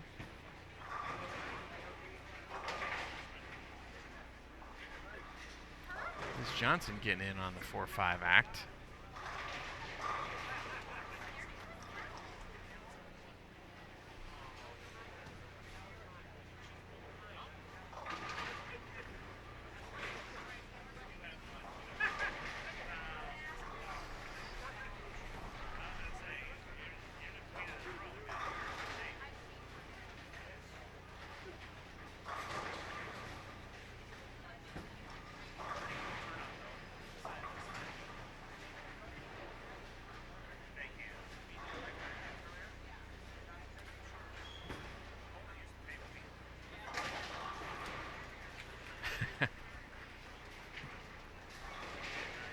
Takes the plastic ball, throws it right at him.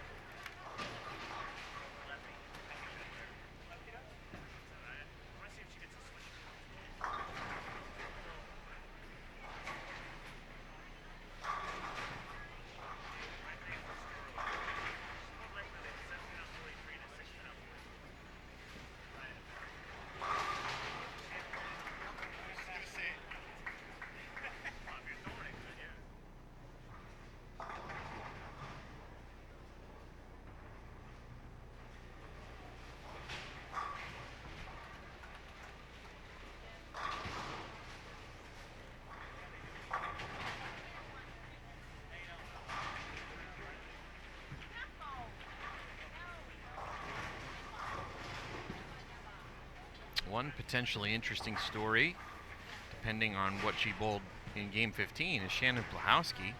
She was at plus 28, just outside the cut line. Here in Game 16, she's got the front 8, so that looks like it's going to secure her a spot in the finals, depending on what she did in Game 15.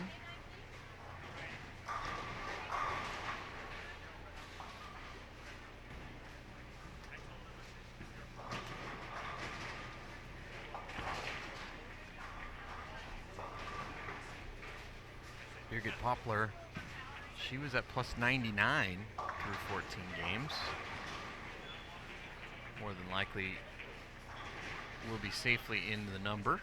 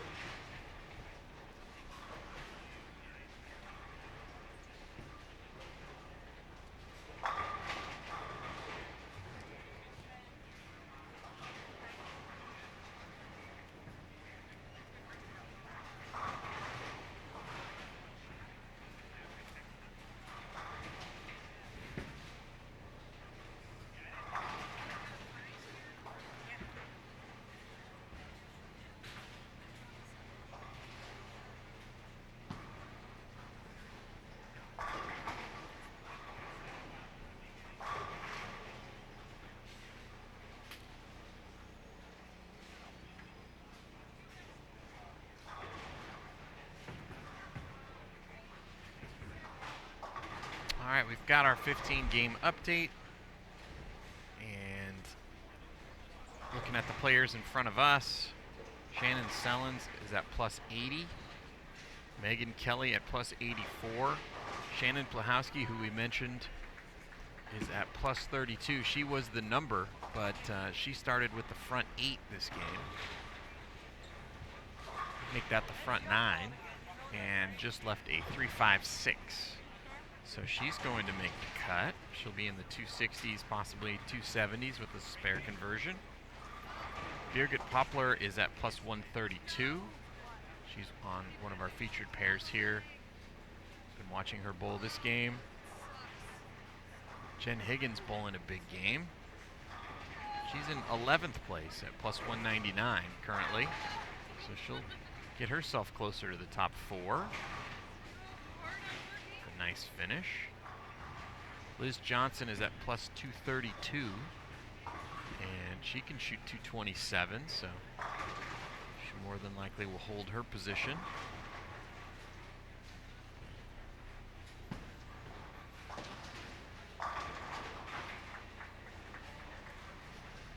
Legend, 227. So she'll finish qualifying at +259 and be in good position for tomorrow's round of 32.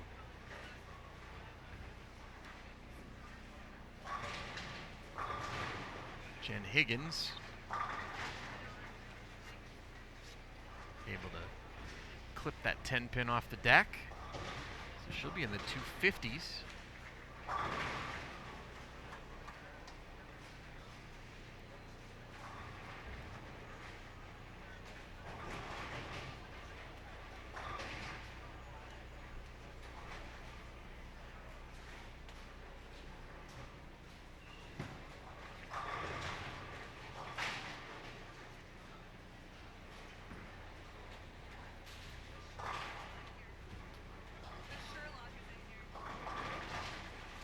So, great game for Jen Higgins, 258.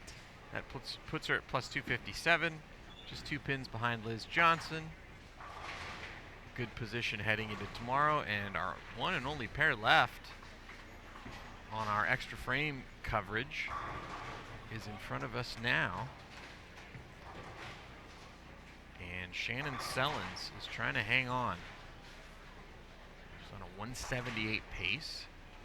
+80, was 48 pins ahead of the number. But with Plahowski shooting a big game, I know Shannon's going to want to throw a couple strikes here coming home to give herself a cushion, and also maybe try to get herself a little closer to that number 12 spot, which currently sits at +195.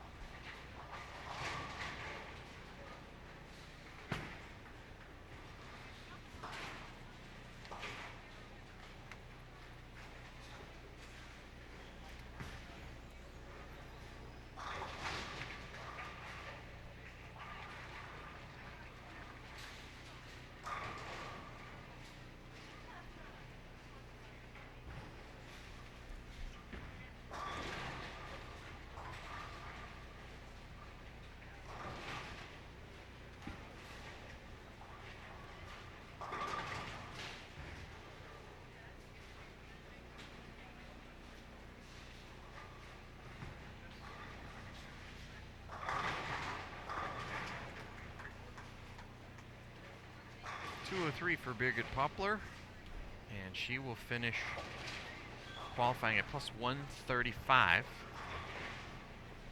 So we'll see her tomorrow in the round of 32.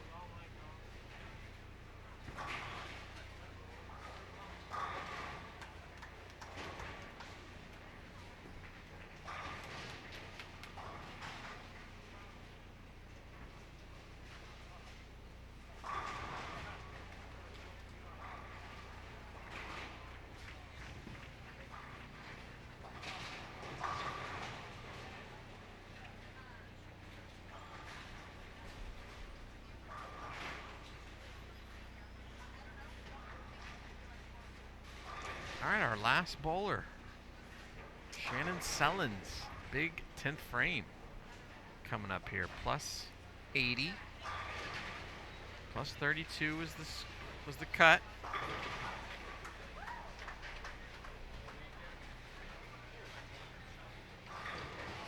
I'd say she at least needs a mark to lock herself in. A couple strikes here, she can still shoot 198. And that would put her at plus 78. She'd need to make a big move tomorrow, but still, with 8 games, it's doable. Jody Wessner finishing, she was plus 30 and 2 pins out of the cut line.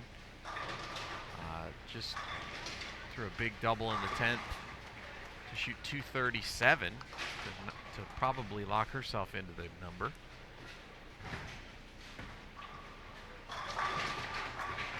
Can't throw any better than that.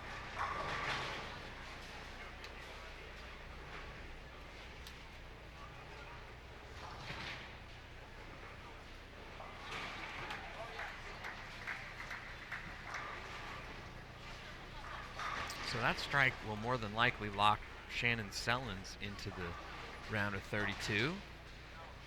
A couple more probably wouldn't hurt.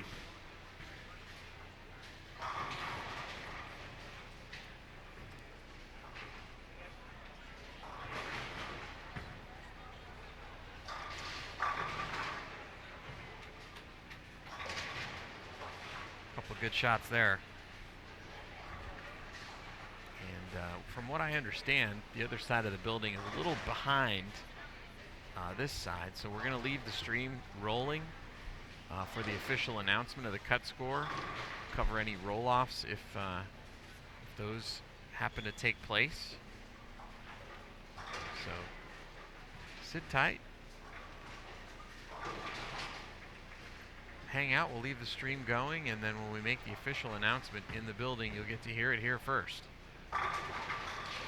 As Shannon Sellens goes off the sheet for 198. And that's going to do it for our coverage for now. As I mentioned, we'll leave the stream rolling. The other side a little bit behind, so we'll wait for them to finish. We'll get the official numbers, and if there are any roll-offs, we'll have the coverage right here on Bowl TV on Extra Frame. So sit tight, and we'll be back with continuing coverage here from the PWBA East Hartford Open in East Hartford, Connecticut.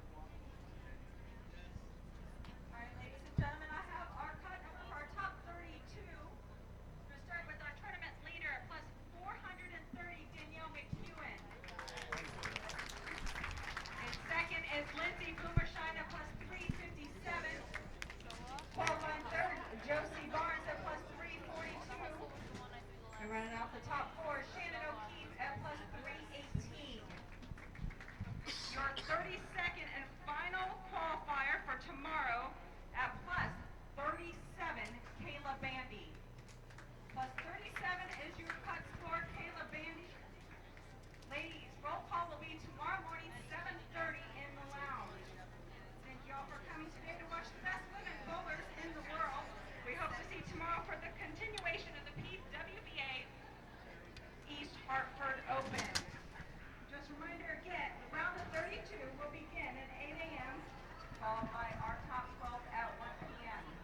All right, good night, everybody. Be safe and be good. All right, that's the official announcement. Plus 37, Kayla Bandy is the number. Danielle McEwen is our leader heading into tomorrow. Got an exciting day of coverage planned. 8 a.m. is our start time. And we've got the round of 32 at that time. And then we'll take a break for a re-oil. We'll have our round of 12 at 1 p.m. Eastern. And then we'll cut to our top 4 for the stepladder finals, which will take place tomorrow afternoon. So we hope you have a great night. For Emil Williams, Jason McEwen, all the tournament staff here at Hall of Fame Silver Lanes. Hope you have a great evening. Thanks for watching Bull TV on Extra Frame.